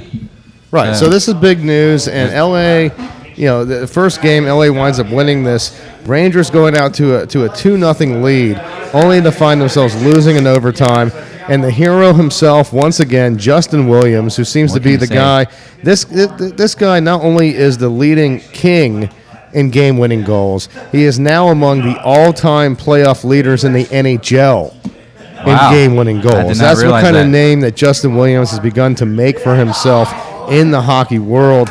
And you look at the play, it's interesting because let's face it, you look at that Kings-Blackhawks series, Jonathan Quick really wasn't a factor. If anything, that was a series of bad goaltending. It was high scoring and questionable goaltending. Quick didn't look himself. But you look at this first game, and it was different. It was a different story. Definitely, because the Rangers definitely had them on on their heels in that first period. they sure did. I mean, you could tell New York's quickness was giving LA fits in that first period, but they steadied it, and as the game went on, they adjusted, and they obviously finished the game the way nicely in overtime with Williams' goal. But man, it was still an awesome game. But we talked earlier about the goaltending with that Kings Blackhawks series, and Corey Crawford, who was incredible during the regular season, but faltered in the playoffs, is in news for other reasons, guys. And this is an interesting story because apparently he's facing charges. He's under investigation. He's potentially facing charges and currently under investigation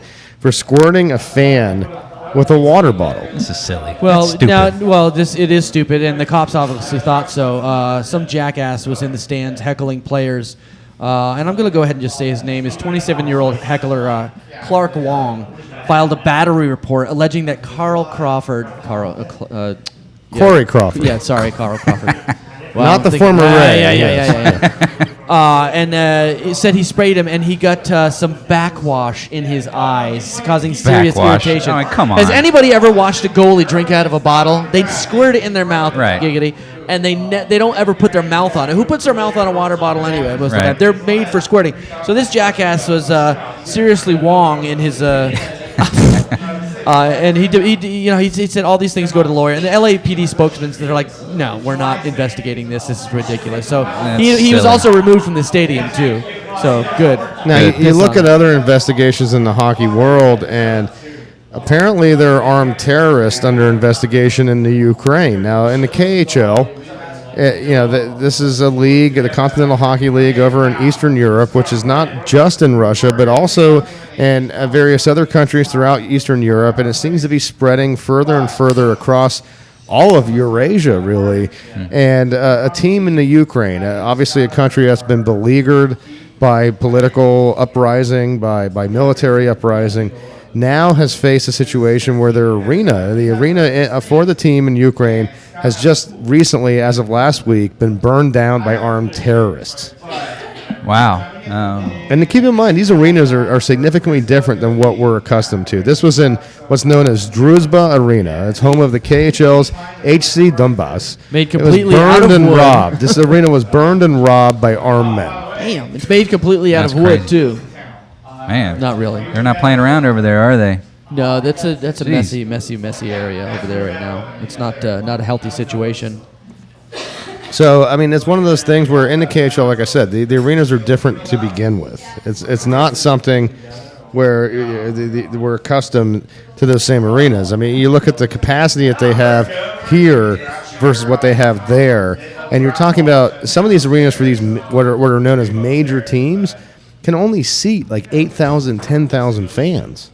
And I mean, this is something that we see in the Quebec Major Juniors. Yeah, it's like the Expo Hall with an Olympic-sized ice surface. Do they have the same ice surface that they have in the Olympics in the KHL? Very similar, yeah. No, anybody that's not here has Olympic size. Like they have the international size. Everything is longer behind the net and longer east to west. Kind of like myself. Thank you. Oh. Now, in other hockey news, this is interesting to me. Science is always a pioneering driver behind the changes that you see not only in life but also in sport.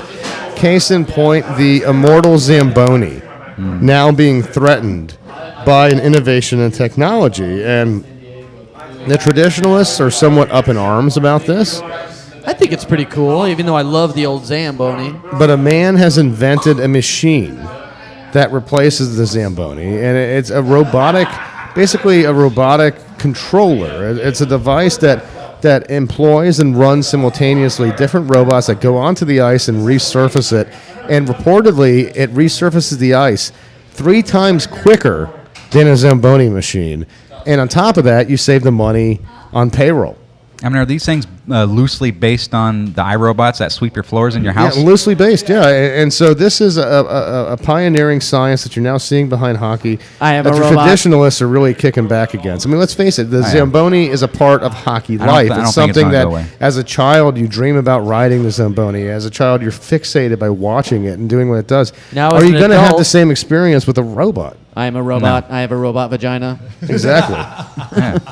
I mean, who are you going to have shoot the T-shirts up in the crowd? I mean, they can't do it from these little tiny robots. they The just- robot will yeah, shoot I mean, T-shirts come if on. he makes it that They way. can still do it stationary. They just can't. But who's ride on going to the stuff the Zamboni. T-shirts in the robot hole? I don't even know about that. Now, I mean, these things they'll bring them out as a novelty, but they're not going to take hold. I mean, the Zamboni is the Zamboni, man. I mean, come on, it's not going away. Well, on to the next one. I tell you what we got here is something very, very interesting. Yeah, aren't we? Yeah, we're heading out. What? You're skipping ahead on stories, I What do we think, skip? over there. You just said Robot Zamboni. Now it's. Oh, yes, the Olympics, yes. And the reason that the music is failing is because the fundraising behind the Olympics is failing. Who wants to, and what is known as a topic called Who Wants to Host the 2002 Winter Olympics? And the answer is no one. The answer is no one except corrupt countries that have no input in whether or not their people want the 2002 Olympics. In every example where the IOC, which is almost as corrupt as FIFA, has decided to go and recruit support and get cities to solicit themselves for this, every city that actually has a voter base where they're allowed to express their opinion has categorically said no. No, we don't want to host the Olympics. No, we don't want to cause our cities to go millions and millions of dollars in debt just to build certain structures for a one-time event, a one-time. If you think about it, it's a wank fest. You know what I mean? You build these buildings, everybody massages you for doing this, and then when they leave, that's the end of it, and you wind up with a bunch of derelict buildings. And people have caught on to this. That's like in Sarajevo when they had all that civil unrest over there. They actually executed prisoners on the podium where people were collecting medals back What? this Nice. back in the day. But I Well, think yeah, it's happened. Obviously, in Sochi, I mean, that place is like abandoned now. And in China, where they had them before. I Look mean, at Beijing, you look at all the I mean- abandoned buildings. Yeah, I mean, Right. it's crazy. I think Mahmoud Ahmadinejad said they were going to do it. He wanted them to do it in his country, Of course. and they would build indoor arenas and everything. Oh, well, of course, and that's the Yeah. whole thing. Is and that's what this article makes a point My of. friend. Is that any country where people are allowed to vote, where people actually have the luxury of voicing their opinion, they're all shooting it down, and their constituents, their politicians, are following suit because otherwise it's career suicide. But you look at third world countries where nobody has the luxury of choice, and it seems like these are now becoming the preferred destination for events held by the IOC Peru. and by FIFA, which we will get into in a little bit.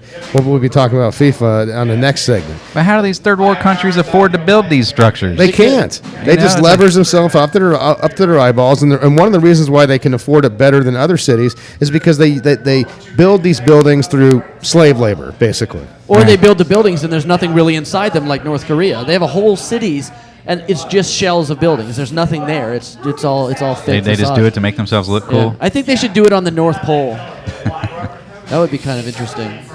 Well, guys, we are up against it once again. So, when we come back, we've got some more stuff to talk about. We've got 2 more segments left. Just have to jump into the next commercial break. So, for all you out there that are listening to us, stay with us because we'll be right back after this.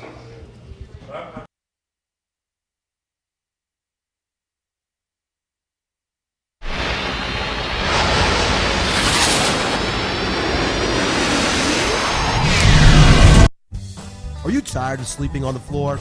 Can't afford to buy one of them fancy new mattresses? Lou Bob's Used Mattresses is the solution to those sleepless nights. Hi, my name's Lou Bob Jenkins, and I specialize in mattress restoration. I'm able to provide you with the highest quality like new mattress at an affordable price. Our patented highly scientific fumigation and cleaning process is able to remove almost 90% of swamp-ass odors and urine stains. Some people say to me, "Damn, son, your prices are cheap. How do you do it?" Well, I tell them that's none of their goddamn business.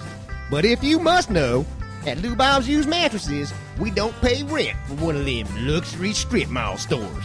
We'll bring our showroom straight to you. To place an order, give me a shout on Channel 10 on the old Sea Bay radio. If I can hear you, you're within our delivery range. Look for Lou Bob's Primer Gray Subaru Brat in a trailer park near you. That's Lou Bob's Used Mattresses, serving greater Alachua County. Okay. That's the spot. That's the golden ticket. Grandmama, no! Have you ever been detected in the middle of self-gratification? The scandalous looks from family members and friends who have caught you in the act could lead to years of mental scars and embarrassment. The Fapper. an advanced masturbation protection detection device. Here at the Fapper Corporation, we are using Class A laser technology to build a safe and inconspicuous early warning alert system. Our patented Fapper system includes setup directions, 2 monitoring units, and a discrete earpiece that will alert the user before privacy has been breached, providing ample time to pack up safely. Contact us today and receive the Fapper system for only 7 payments of $777. But wait, there's more! Call now and receive a second Fapper system and 2 free big whammy shammies. Just pay separate processing and handling. Visit thefapper.com. The Fapper system was just voted Innovative Product of the Year by Sex Tech Magazine. This is Bill Clinton. When I come back from making my rounds in Harlem, there's nothing more than I like to do than wash my balls, grab a glass of wine, and put on a little BET for the booty, and listen to the Cranial Mission Show with Ben Charles, Joey Needles, and Miguel Hito. Welcome back to the Cranial Mission Show, folks. Broadcasting to you live with 2 segments left from ESB Brewing. The sweaty, the hot outside ESB Brewing, but it's not their fault. It's because it's so swampy and nasty down here in Tampa, Florida. 15 different beers to choose from here at ESB. Go and see the ITJ, the illustrious TJ, also known as the Dark Lord of Something Poured. Damn. I haven't mentioned the location yet, but thanks for jumping the gun. 333 North Falkenberg Road, Suite D. Yeah, thanks for getting it right there. 407. Throw the D. A lot to get into tonight, guys, and we were talking about the corruption of the IOC only to move into the corruption of FIFA. The 2 most singularly corrupt sports organizations that there are. We talked about the fact that with the Olympics, they can't find a suitable host. And case in point for the 2022 World Cup, again, the exact same year that the IOC is looking for a host city, you have a host city in Qatar, known as Doha. Now, the Middle Eastern country of Qatar, or Qatar, depending on how you want to pronounce it, known for very radical beliefs in terms of the conservatism that you see with them. And they're already preparing. They're already getting the word out there to the tourists, suggesting that you got to watch yourself. If you're going to go to the World Cup in 8 years from now, you got to make sure that you respect the dress code. And there should be a button over there, Tricky Rick, for Qatar. With the dress code, soccer story, it should be under soccer, I believe. There you go. If you want to pull that up, this is the new sign now that they're bringing out there to convince people to dress a certain way. And if you look at the dress code, basically they're saying can't wear a dress, can't wear short shorts, can't wear a tank top, can't wear tight pants, and men can't wear shorts and a tank top either. And if you look at it, it's all the no's to respect their culture, already getting ahead of it 8 years in advance. So what are they going to do if I just say fight the power? Well, so basically they're saying that no Americans allowed, because that's every single one of those dress codes they have there is what we wear here. I mean, so every one of them. You know, the World Cup, which is obviously a widely received event, a globally received event, as well as the Olympics. Are we starting to see a downturn in the reception of these kind of events? I mean, it's gotten to a point where it's so overly commercial, and they require such a huge contribution from these host cities that has become obnoxious. In Rio, for example, where the World Cup is just getting ready to start up next week, they still have questions about whether or not it's even ready. And there's already stories about the improper disposal of trash, the improper treatment of employees. Again, this is an ongoing thing with all these host kidnapping of cities. its citizens, the murder of its people. That is not a safe place to have a freaking No, World you're Cup. going to have some big stories come out of this World Guaranteed, Cup, I'm telling you. Guaranteed. I am not looking forward to seeing the craziness that's going to come out of here. I mean, we talked weeks ago about that one guy. There it goes again. There's a phone. The one referee that got pretty much dismembered and head on a pike in the middle of a football field in Rio. So God knows what's going to come out here now. It's crazy. You know, it's you look at these cities, you look at the support that they're only gaining from cities that have a desperation to improve their PR and from none others. And you know, and you talk about somebody that could use some improvement on their PR. Look no further than one Charlie Sheen. Charlie Sheen, a.k.a. the Wild Thing from Major League. You remember that movie, Major League, you guys? Of course. That movie's Who hasn't seen that 25 movie? years old this year, and Topps Baseball Cards is now putting out a very limited edition all the players that were on the team in the Cleveland Indian team in Major League. So and then very even fewer are signed. So they're only putting what was the actual number I read here? They're putting out just a few. I mean, they're like the friggin' Charlie and the Chocolate Factory golden tickets. Oh, wow, really? Yeah, man. So they're only putting out a very, very few. One out of every 60 packs will have a single Major League Ricky Vaughn card in it, and even rarer, of course, will have the autographed one. And then TMZ said when it comes to scoring a Charlie card, most collectors are going to be just a bit outside. Okay, thank you, Bob Euchre. That's pretty cool. I kind of like that, though, that they're doing that. I think it's interesting. I mean, it gives him some new life, but You got to be careful when you're just about outside, and I'll tell you why. Because when you're just about outside of a Seattle police precinct and you've decided to seek revenge by dropping off a poop bag that's on fire, you probably don't want to get caught doing that. No. And June 3rd, a Washington man in King County Jail busted for what was considered reckless burning after he was caught burning a bag of his own poop behind the Seattle Police Department. It's probably one of them flaming bags again. Don't tell me my business, devil woman. Damn kids. No, A 31-year-old man allegedly torching his own feces in a paper bag on a Sunday morning. As well he should On a have. Sunday morning. Ooh, It's easy like Sunday morning. Yeah, you know it had to be nasty, though, man, because he was out partying on Saturday night. And you know Whiskey he had, Dukes. Oh, boy. Yeah, that bag was full of nothing but evil. Oh God, that's not good. And that's the thing is well, is there really anything more evil than than fecal matter? I mean, this is something that none of us want to have to deal with. I mean, case in point, an Air India flight, that was forced to turn around and land because of clogged toilets, and even not surprising, You know what? Even Indian comedians will testify to this. This To is a very begin with- stinky situation. Exactly. Thank you, Punjab. When you look at the diet welcome very much. from that society to begin with, and the smells that come with it, Lentils. is it really any surprise that they had to land the plane? Frankly, I'm surprised. Thank God no one lit a match inside the plane. 'Cause I don't think they would have ever landed, to be honest. Hello, darkness, my Oh, old man. friend. It probably smelled as bad as 700-year-old Duke. Am I right? 7-year-old. 700-year-old. I honestly don't know what 700-year-old Duke smells like. so. Archaeologists in medieval town of Odense, I guess it's called, in Denmark, recently uncovered some barrels of fecal matter. 700-year-old latrines that have kept their contents in excellent. Uh-oh. You heard that? Uh-oh. Somebody smelled the sandwiches. Give that man a round of applause. Some breakage here at ESP Brewing. Again, this is a place where you seek entertainment, but you got to keep your head on the swivel because you got to be aware of potential danger that might lurk in every corner. This is true. But you know what? That just happens to coincide with alcohol. But anyway, you were talking about the oldest deuce found in the world. The oldest deuces found in the world. Oh, it's multiple deuce. Yeah. The oldest deuces, and apparently they smell awful.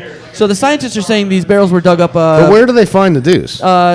Denmark. There was. No, I know it was in Denmark. There were but barrels. There were huge latrines. They were like digging an outhouse. They were but actually toilets. They were yeah. It was like old Viking poop. What people would do in the day is go in a bucket and then they would go and dump it in the street and people come off and go and dispose of them. So the whole dig is shaping up to be one of the largest archaeological excavations in Danish history, according to the Copenhagen Post. So it's just ripe with archaeological gold. Excrementations, is that what they call it? Yeah, man. I mean, it's really, really cool. I mean, I feel sorry for who's doing the carbon dating on this. You know what I mean? But the cool thing is, why are they talking about why should you study all this stuff? Because you could find out what those people were eating and all kinds of different other things. So, well, I think it begs the question that where did they find the people that were equipped to study this stuff? Because who's made a career or who's had an ambition for that matter to seek an education in defecation? Well, all I know is that the raspberries were very popular in Odense in the early 1300s. So, You know, it can. You know, it had small pieces of moth, leather, and fabric, which is used as toilet paper. And yeah, it's free tours of the excavation site are offered twice a week, but I do suggest you bring something to hold your nose with. But they found these old toilets. That's where they found this in, right? So Yeah. what did the toilets look like? I mean, They're- did it look like It's not old toilets. They like I said. were they just dumping holes or? What, like I said before, they Well, take 700 they- years ago, Ben, they just crapped in a barrel. No, they set up a little thing and they poop in a little bucket, and then they take the bucket outside onto the street, and between every 10 houses, they'll have a bucket which you dump it in, and then you get some Ah. dudes that come on and collect it, and they move it off site. So and they then actually had like deuce collectors back. No, exactly. That's exactly what it is. I mean, so we think we have it bad with the what we call crap jobs, or another. Well, they literally had those kind of jobs. Well, my buddy's my buddy's Yeah, it reminds me of like a history of the world, right? My buddy's brother was in his band called Gardy Lou, and he told me that Gardy Lou stood for the words that you yell when you're firing a load of Duke out a window. In medieval times, you go Gardy Lou, and you'd say, if you hear that, you're just like, it's like saying four, but with a really dirty, stinky golf ball.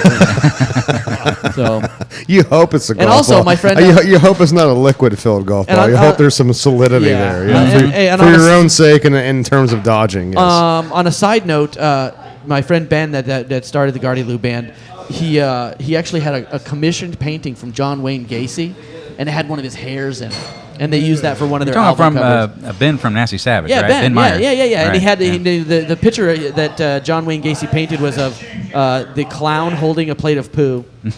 Yeah, it's very Yeah. very sexy. Not really, not at all. But Yeah. of course, yeah. But anyways, I mean, You got to be careful with branding. You know what I mean? If you're gonna brand yourself in a certain way, make sure it's not something that's repulsive. Well, no, I mean everybody has their own little niche, and there's people that'll follow along with that niche. Well, tell me about these pants, Ben. Well, from the oldest poo in the world to what's now discovered to be the oldest pants in the world.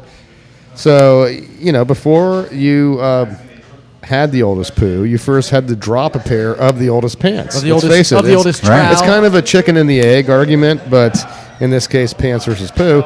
But the oldest pants in the world have been discovered. And this is, apparently they are Trey Chic. Now, we do have a picture of those, and Tricky Rick has just brought those up. 3,000-year-old trousers. Now, this was a pair that was excavated from tombs in Yanghai, China, known as the oldest pants of the world, according to Science News. They were worn by nomadic horsemen between 3,300 and 3,000 years ago, based on carbon dating. Now, these are straight-fitting legs, okay? These aren't baggy jeans. Back then, baggy pants weren't in style. Were they boot cut? But they did have a wide crotch, so apparently I was saying, these MC are- Hammer apparently had an influence even back then. But these are ancient wool trousers that resemble modern riding pants. But they look pretty nice considering the age. I mean, Was there somebody- 3,000 years ago, and they look like they're put together pretty good. There was nobody in them? I tell you, they didn't make them like they used to. Right. These things survived. I mean, could you imagine a pair of Z Cavaricis? I mean, you look at them now. Even now, they're still not looking the way that these do, and those were only popular 20 years ago. They almost look like a pair of old skids. Right. Maybe some Zubaz. Bill Romanowski sitting in them. Now, apparently, back in the day, early Europeans and Asians usually wore gowns, even the men. But horseback riders started wearing pants that were more comfortable between 3,400 and 4,000 years ago. And these trousers were considered ahead of their time. The patterns are considered to be more intricate than the burgundy pants found on a 26-year-old Church and Man mummy.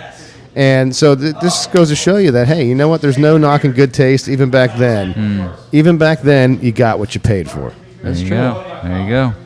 Well, that's interesting. That's interesting. I don't even know where to go with that.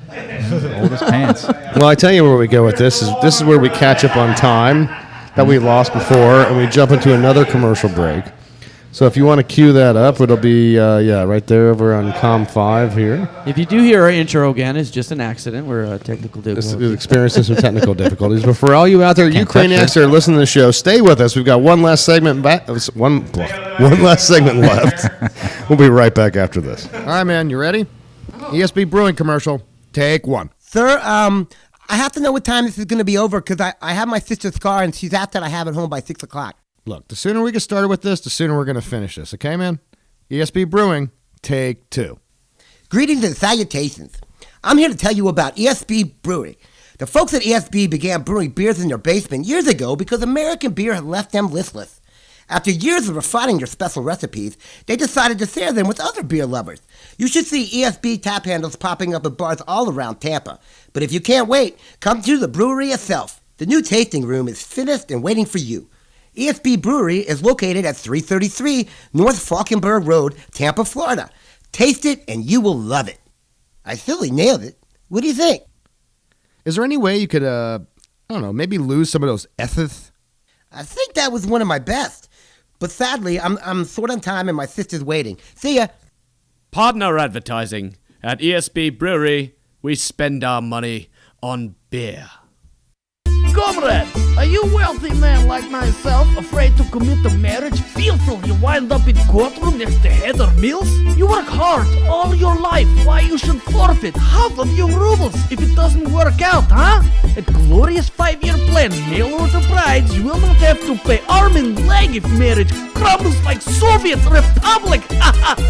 My name is Boris Kuznetsov. I am previous owner of professional KHL hockey team in greatest league in the world. During my time as owner of Dmitrovgrad Dictators, I realized some of business principles found in sports could be applied to love life. In Russian KHL, if you invest in players who no longer perform, we let contract expire. We do not do the same in marriage. Why? A glorious 5-year plan, mail order brides, we arrange union between shrewd single businessmen with eager young women from Eastern Europe. Take the lovely Svetlana from Siberia. This mobile 19-year-old farm girl is ready to please even the most elderly of men for rich Western lifestyle. After 5 years, the contract expires with renewal option. If she keeps icing the puck, she's out of luck, you know what I mean, huh? She don't want to go back to Siberia. It's as cold as walrus nipple. Or how about for you, blonde-haired, blue-eyed Katerina, who is former Soviet gymnast who just got released from corrective labor camp after 10-year sentence for making Russia look like toothless babushka in the 2002 Summer Olympic Games. Imagine what this little tart will do to your balance beam for a taste of Western freedom, huh? At Glorious 5-year plan, we pride ourselves on gorgeous, collectible, eligible, and desperate women. So why not call me, Boris, at 1-800-RED-WIFE for free consultation. Come, be part of the people's revolution against conventional matrimony. And remember, at Glorious 5-year plan, we might be Russian, but we don't believe in redistribution of wealth. Ah, okay. Welcome Listen to back. the Cranial emission show you. Oh, wait. The dark side they are not. The triumvirate they are. Technical difficulties, and that time it was on me for jumping ahead of the station ID. I am truly sorry, Yoda. I hope that I am not facing low midichlorians as a result of going against you. But welcome back to the Cranial Mission Show, broadcasting to you live every Friday like we've been doing since December. Every Friday like we've been doing, about 3.5 years ago in general for this show. Offended the Jedi you have. We are. We broadcast from 333 North Falkenberg Road, Suite D. Sweet D. 407. Thank you, Yoda. 407 Sweet D. Yes, it is. Thank you. That's very repetitive of you, Yoda. Anything else that you want to repeat again? You think. Oh, okay. Wonderful. The ITJ serving 15 different ESB beers to choose from behind the bar. The illustrious TJ. Bang, who is that? Who's who? Who is that guy? I already told you that was Tricky Rick. No, the weird voice guy. That's Yoda. Who? You've never seen Star Wars? No. You have not seen Star Wars. What? No. I was going to ask you if you lived under a rock, but I know you were born in the murder capital of the world, San Pedro Sula, Honduras. No, yeah, San Pedro Sula, the murder capital of the world. I saw the movie with Brainy Fraser. He was a caveman. That's Encino Man. That's not Star Wars. Encino Man is a good movie. Yeah, so you like that one? You're going to Yeah. try to put that into a comparative discussion with the movie Star Wars? Is that what I'm understanding? When he was old, he was from Ice Time. That has nothing to do with Star Wars, Sancho. Just stop. This is why we don't use you as a backup host, because you have no clue what the hell you're talking about. Sorry. Just go back to playing Candy Crush. Oh, That's what no. Darth Vader. You know what? Last week you were playing Candy Crush and you No, were better Return off. of the Jedi. That was a good contribution for you for the show, and in the form of no He contribution. was the midget guy. Much like you, yes. He was a midget guy. Okay. Yes. By the way, if you want to be a part of the show, you want to call in. You can do so at 813 New Talk. That is 813 New Talk. Go to Facebook, like our page there, facebook.com/The Cranial Missions Network. A groundswell of support that we've seen there. We appreciate it very much. Go to Twitter, follow us there at Cranial E, and Twitter has really been a boon for the radio show. It has. I've been working my butt off on that thing, and you can find me at M1K3Y813 if you want to get at me through our page or that page, and I'll just put some crazy things up there along with stuff on our page. I mean, it really has been a bellwether of support for us in terms of the guests that we've got, in terms of the followers that we have. And while you're following us, don't be shy. You need to follow ESB Brewing. You need to go to facebook.com/ESB Brewing Company. Follow them there, like them there, to see what new endeavors they're up to. Every time you come into this tasting room, there is a different kind of beer out there for you to sample. Case in point, this Tarragon Pale Ale that's out there now, a very tasty beer. It is tasty. And it's something that you're missing out on if you haven't had a chance to try. I mean, yes, they have beers in circulation, but there are other beers that the only way you can try is by coming here to the tasting room itself. Bringing your tuchus in here in the tasting room. You're getting kind of tongue-tied with all the Yiddish, aren't He's you? not Well, it says tongue-tied. Tarragon. He's had many beers. He's drunk. By the way, we got to give a shout out to another sponsor of the program. We have yet to do so, and that is Magic Puff e-cigarettes. Do yourself a favor. If you're trying to quit smoking, then, hey, why not go with the e-cigarette thing? This seems to be a very popular thing. Instead of smoking the tobacco, You're not smoke the vapor. You're not sucking in burning leaves. Right. You're smoking. You're taking in vapor that the FDA has yet to qualify, and But that's so okay, because seemingly it's safer. Sam will set you up for about $40. We'll set you up with a unit, a battery, a flavor, a charger, and get you on your way to a healthier life. So reach out to our boy Sam at Magic Puff e-cigarettes. MagicPuff.com. That's right, and move on from the nicotine. Let's face it kind of stinks to begin with. And Right. look, when you're trying to pick up the ladies, you don't want to have that stank cigarette. You don't want to have breath. sexy breath, is what I like to call it. No. Hey guys. Speaking of There's better smells for your fingers than cigarette butts. Hopefully, Yeah. for your sake. I like to freeze my clothes because it makes all the smell come out of them. We're supposedly going to be hearing from the Reverend Joey T at some point. I understand, like we said, that he is It's over 5:30 in Portland. He's Oregon. probably drunk. But I'm not. I'm not convinced he's going to call in. He's never been known for his reliability outside of the radio show. Once you get him out of here, he kind of goes into an amnesiac state. We did have to send somebody to his house that one time. He almost We missed the did. show. We did. So, but then when he got to the show totally went off. So I'm not counting on him calling in. And one thing I can tell you is that if he doesn't, I'm going to be giving him a rash of, But that's 700-year-old Denmark crap. If you know what I mean. I have stories to fill up with. So yeah, we're good. Well, and speaking of stories to fill up, let's get into the whole sex doll story. I mean, you got to fill the sex doll up with air in order to be able to use it. This is not an air doll. This is a real life sex doll with real. Yeah. Is that the real technical squishy boobies? definition? Real Oh, sexy okay. squishy boobies. Yeah. This one is one of those legit ones that it looks like one of the ones I saw on. Yeah, they cost like $5-10 HBO grand. had or a something. HBO had they're a not thing. that expensive. No, Yeah, they are. They that are. expensive. Really? They're like Yeah. 10 grand? No, 5 to 10 grand. They're, Really? they're Now HBO had a real sex episode. Does it have like a built-in fleshlight inside of it, or? Well, the whole thing's a fleshlight. Let me just get out. They're movable. They're articulated. They can move the legs, arms, mouths, Wow. toes. Sometimes they come with a little in the old yapper, if you know what I mean. Right. You can get them with the airstrip. You can get them with 70s Yeah, you can look. get however you want them. You can get them. So you can get like the 70s afro. They start baseline $8 grand. Wow. And they go up to about 12 to 15 Right. grand, I think. Don't quote me on that exact high price, but it's still. But so this guy, we got pictures that. Are you putting the pictures up? Oh, good.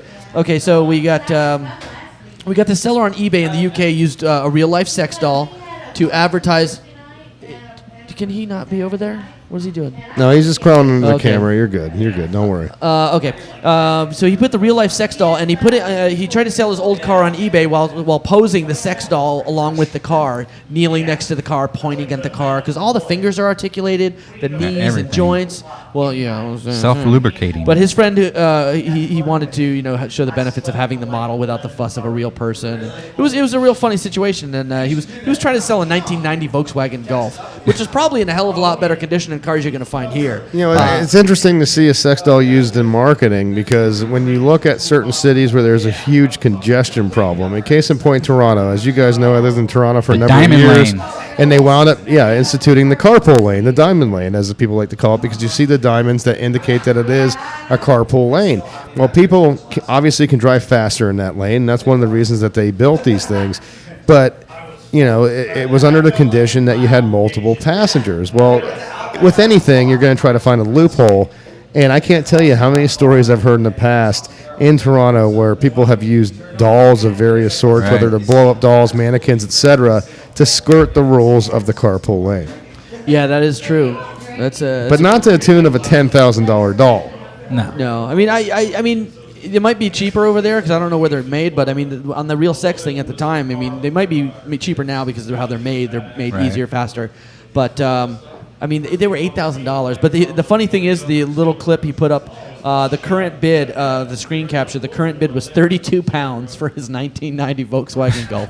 I mean, the doll's worth like The way doll's more worth- than the car. Yeah, that's some good stuff. So it's apparently sex sells. Let's see, did he sell it? I don't even know if he sell it. The potential buyer didn't come through with payment. He's been reposted, so who knows? I mean, so the embarrassment that he's taken on as a result of using this for marketing never paid itself back. The return of investment fell flat, obviously. This was a bad decision regarding ROI. Pretty much. I mean, seriously, though. I mean, you're going to invest $8,000 in this. Look, even if you don't use it for marketing, as badly as we all want to get off, is it $8,000 badly? No. You know what I mean, that's a hell of an investment for something that, let's face it, if you do it right and you're a man by yourself, you can do it in about 5 minutes. Right. This is true. Well, some guys buy these things not just for the sex part. They buy them as for the companions. They literally buy them because they're alone. They're alone. Yeah, there was this one guy that literally lived in a cabin in the woods with the thing. Right. Well, then why And don't they you make talk the to 'em and goddamn everything. thing so it can talk back? You know what I mean?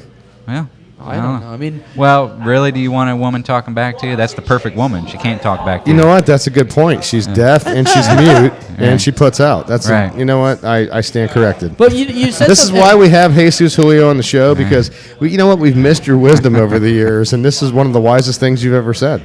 Well, now, I want to break away with something. I have a filler story which actually goes really along with this story because Joe's obviously not going to call today because he's probably out on the links having fun. Loser. You said something about Toronto. I have a story straight out of Toronto where a Canadian man was charged after lewd acts involving a cucumber in a Toronto library, Ben. Now, Frederick Tennyson Davis was charged with committing an indecent act of 2 counts of failing to comply with probation. Now, a Canadian man is accused of acting in a manner described as not as cool as the allegedly lewd act said. So he whipped out a cucumber in the library and sat down next to a 26-year-old woman, popped open his laptop, and began committing an indecent act while holding the cucumber. So he started rubbing the old cucumber. It's just funny because back at Hungry Howie's, you know what a ticket spike is in a restaurant where you take the ticket and you put it on the thing? We'd take the ticket spike and we'd put it in the end of the cucumber and start mixing it around so the cucumber would liquefy inside. And you'd come up behind somebody and you'd squeeze it and all the seed would come out all over. So I did this to Simmons all over him. That was funny. So Oh, boy. the police were called and this jackass got arrested and they recognized him from an earlier incident with the cucumber. So he's been pulling this cucumber mess all over Toronto. You talk about spilling your seed, and this leads into a high school story grass seed. where a gentleman decided to spill everything all over a grass seed. Exactly. This is a high school senior that has now been banned from marching in his graduation due to a giant penis that he decided to have marked on the football field itself. Now, this is a student at Nature Coast Technical High School, just not too far from here, just down the road in Brooksville, Florida. Banned from his graduation ceremony last Thursday after etching an enormous penis on the school's football field, according to the Tampa Bay Times. Officials first noticed this massive member on Wednesday while setting up for graduation, which was scheduled to take place on the football field the following day. Principal Tonya Noyes penetrated into the core of the mystery to find out that the cocky culprit used weed killer to draw the penis in the grass. No pun intended. Yeah, all pun intended. And this is a story from the Huffington Post, by the way. You got to give them their due, but yeah, I mean, what's your guys' take on this? I mean, I think this is patently obvious. I mean, yes, I understand the desire to conduct senior pranks. I understand that, hey, look, we all like to buck authority when we're younger, but I'm surprised, quite frankly. I mean, yes, they're not going to let him graduate or march into graduation. I'm surprised, quite frankly, that they're not delaying his graduation in and of itself. Yeah. You ruined the ceremony for the entire high school. Just because caused them to move it. Dude, I guess. they could get green spray paint, and spray that stuff, and then do the whole thing. They would be just fine. You discipline the kid, let him graduate. I mean, it was stupid, but come on. I mean, that's Come on, let him ridiculous. enjoy his dick joke. Yeah, that was pretty funny, dude. I mean, all they got to do is spray green spray paint on it. They got stuff that looks just like damn grass nowadays. So, are you of the opinion that maybe the school was too dictatorial? They were very dictation. What? That doesn't make sense. No, Mickey's he's a dictator. No, Yeah, the kid's got to be punished. He's got to be punished. But me personally, I think it's funny. But that's a good point, though, Miggy. You could easily just drop some green spray paint on the grass, and look, we got Bobby Every sitting in. You might want to plug that microphone back in, Miggy. Oh yeah. Got Bobby. Well, we can't hear you because the microphone's not plugged in here, but we can drop you back in here. So we'll go ahead and put those mics up. Welcome, Bobby Every. It's radio. I'm there sorry. you go. From Bobby. Bobby was doing from some sign ESB. language. Bobby Every jumping in with us, and we were waiting on Joe to call us since he's on his Goodwill tour in Oregon. What happened with that? He went Joe on us. Right. He's not very good. This is at, not unusual for Joe. Being not here and then being here. He probably got to the brewery up there and they had too many beers and then off he went. He's probably sleeping. He's probably sleeping right now. He went drogue. Now, you know what? We were on a topic, guys, of the high school student who decided to, put genitalia on the football field, thereby ruining a graduation. But another high school kid had his own life ruined as a result of his genitalia. Now, this was in Russia. This is crazy. This This nuts. is in Russia, where a Russian court ruled that a teen could be treated as an adult strictly based on the size of his genitals. Now, what's the crime he's being accused of? Well, first of all, they were Having trying to genitals determine too his big. age, and he claims to be 13. Now, he was accused of stealing a cell phone in answer to your question back in March. Now, this is another, going back to the Ukraine, this is a guy who's from the Ukraine, but he came to Moscow to live with his aunt, denies taking the phone, but there was some dispute about the boy's age. So he claimed he was 13. Others thought he was older. So after a thorough medical examination of this gentleman's teeth and genitals that were conducted by prison doctors, they determined that he was between 16 and 17 years old based on the size, and therefore legally viewed as an adult. What's wrong with these Russians? Seriously? Hey, his wang looks very big, huh? Get hit boy in jail. No. I don't know. I mean, seriously? How you can't? Don't you You guys can't I can't determine make this that. stuff up if I tried. Don't you guys have seriously. a Russian seriously. correspondent that can He should call in. I thought he was going to do something. So, I mean, is this where the punishment fits the crime, or is this strictly It's pelvic insane. envy? Pelvic envy. I bet the judge has a little wang. So, are you suggesting that the judge might be of Asian descent? I just think it's Ooh, just ouch. laziness. Oh, that's not laziness appropriate. on the Russian court system. I mean, seriously? Well, you also, You're gonna- you you're just gonna- also said Russian court system. well. The whole country's backwards. Oh, I know, but I mean, this is a country where if you want to expedite anything, it's only done so through the dollar It's true. or the ruble, I guess you would say. Maybe if the kid had a smaller wiener and big money in his wallet, he'd be. well, set I to know go. one thing's for sure. I'm never going to Russia because I'd be in big trouble. I want to go. Is this an infringement? Maybe they considered him a threat to Vladimir Putin's virility. That's just bragging.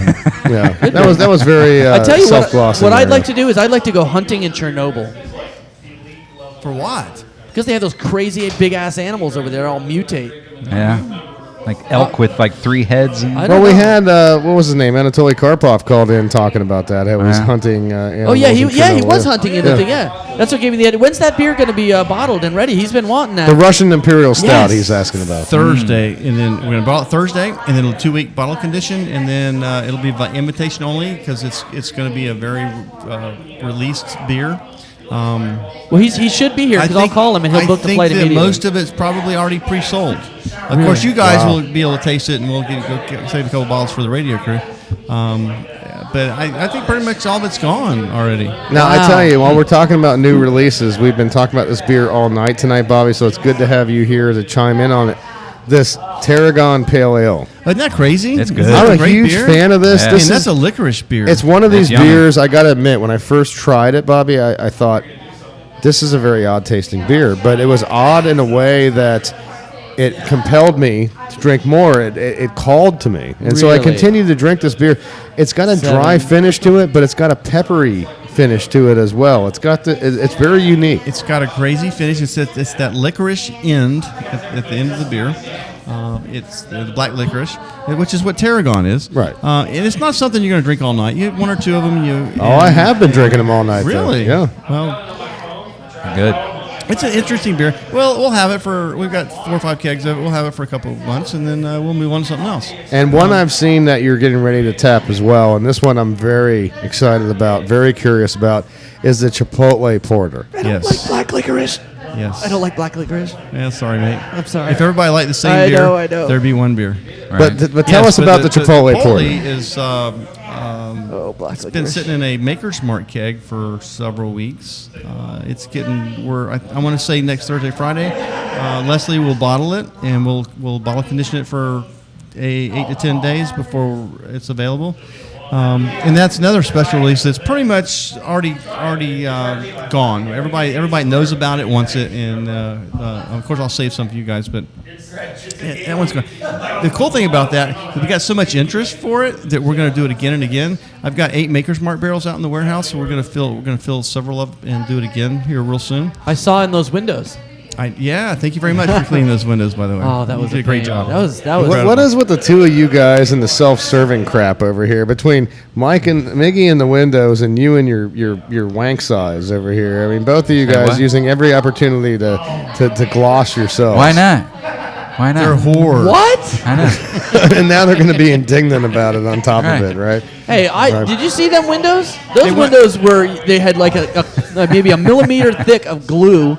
I had to use acetone and razor blades. Man, I worked my ass off on them windows. Leslie will tell you. She's and you would know all about being a millimeter thick. So anyway, let's move on to the next topic here. Out of Russian genitalia and into one last story here, which I found to be highly amusing. As we are one to do on the Cranial Mission Show, we like to focus on stories that just have humor within the title I itself. think I'm going to stamp my shroom on one of those windows. Did you say stamp your shroom? Nice. Please help yourself. Way to derail the segue. I already wiped one smudge on there from somebody looking in there. So, but yeah, in a story where the headline itself captures all the humor in the world, a man who was suspected of stealing a GPS device has apparently been arrested after calling 911 because he was lost. That's awesome. I love that. And this story. is another Florida story. This is a Polk County guy. Big shocker there. Well, there you Polk go. County. Yeah. Everybody out of Polk County is a little rowdy, dude. Well, but Polk you know County what? He is looks pretty like large. He looks like me with Sheriff glasses. Grady Judd, Polk County. Looks like me, a younger me with glasses. Yeah, Grady Judd's the man. He's the man. Well, you know why they only shot the guy 48 times? They ran out of bullets. Right. Yeah, that's true. Yeah, in Polk County. Now, this is a guy who had a stolen GPS unit in his backpack, and it didn't stop him from calling 911 because he was lost. And not only was he lost, but he was being chased by wild boars at 1:50 a.m.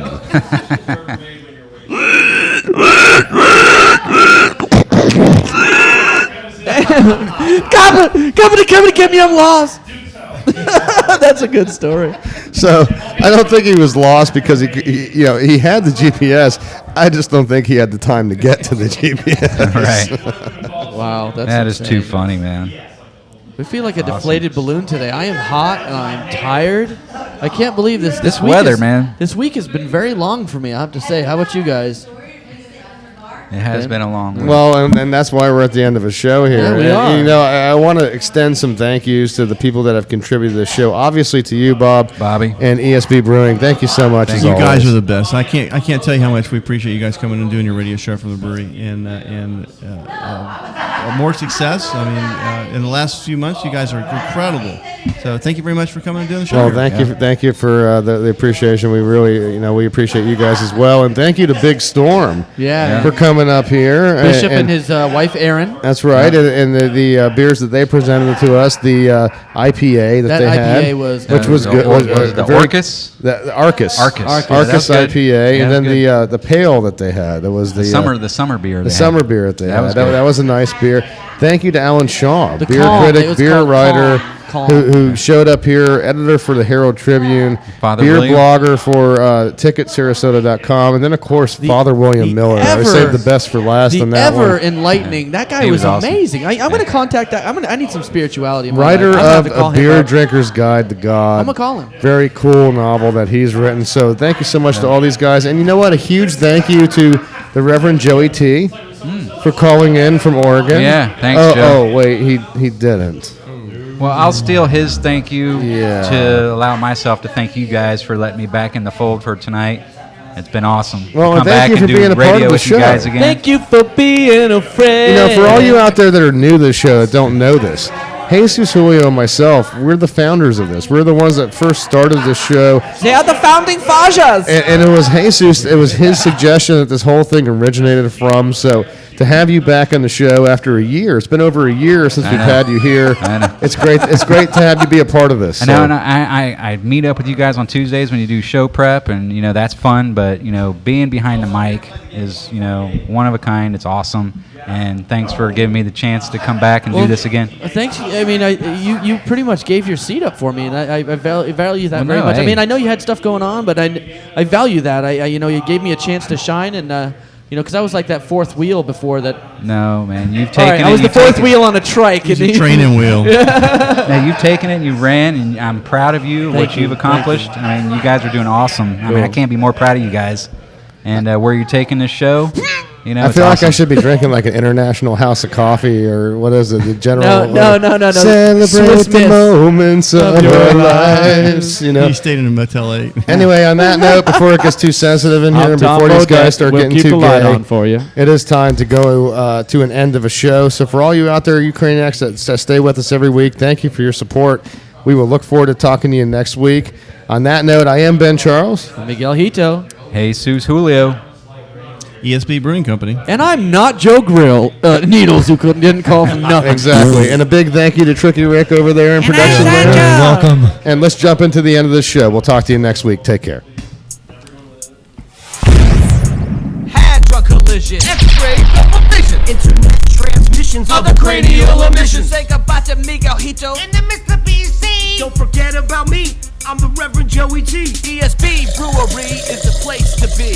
For all the finest ales and the Cranial 3. Just 3 cohort. And we talk about sports and anything else that tickles our shorts. We won't refrain from talking to your name. 4 to 5 doctors say it won't rot your brain. We gotta be going, and we hope that you won't miss us. The bell has rung and the teacher has dismissed us. So don't be sad, cause there's no need to freak. We'll be coming out your speakers same time next week.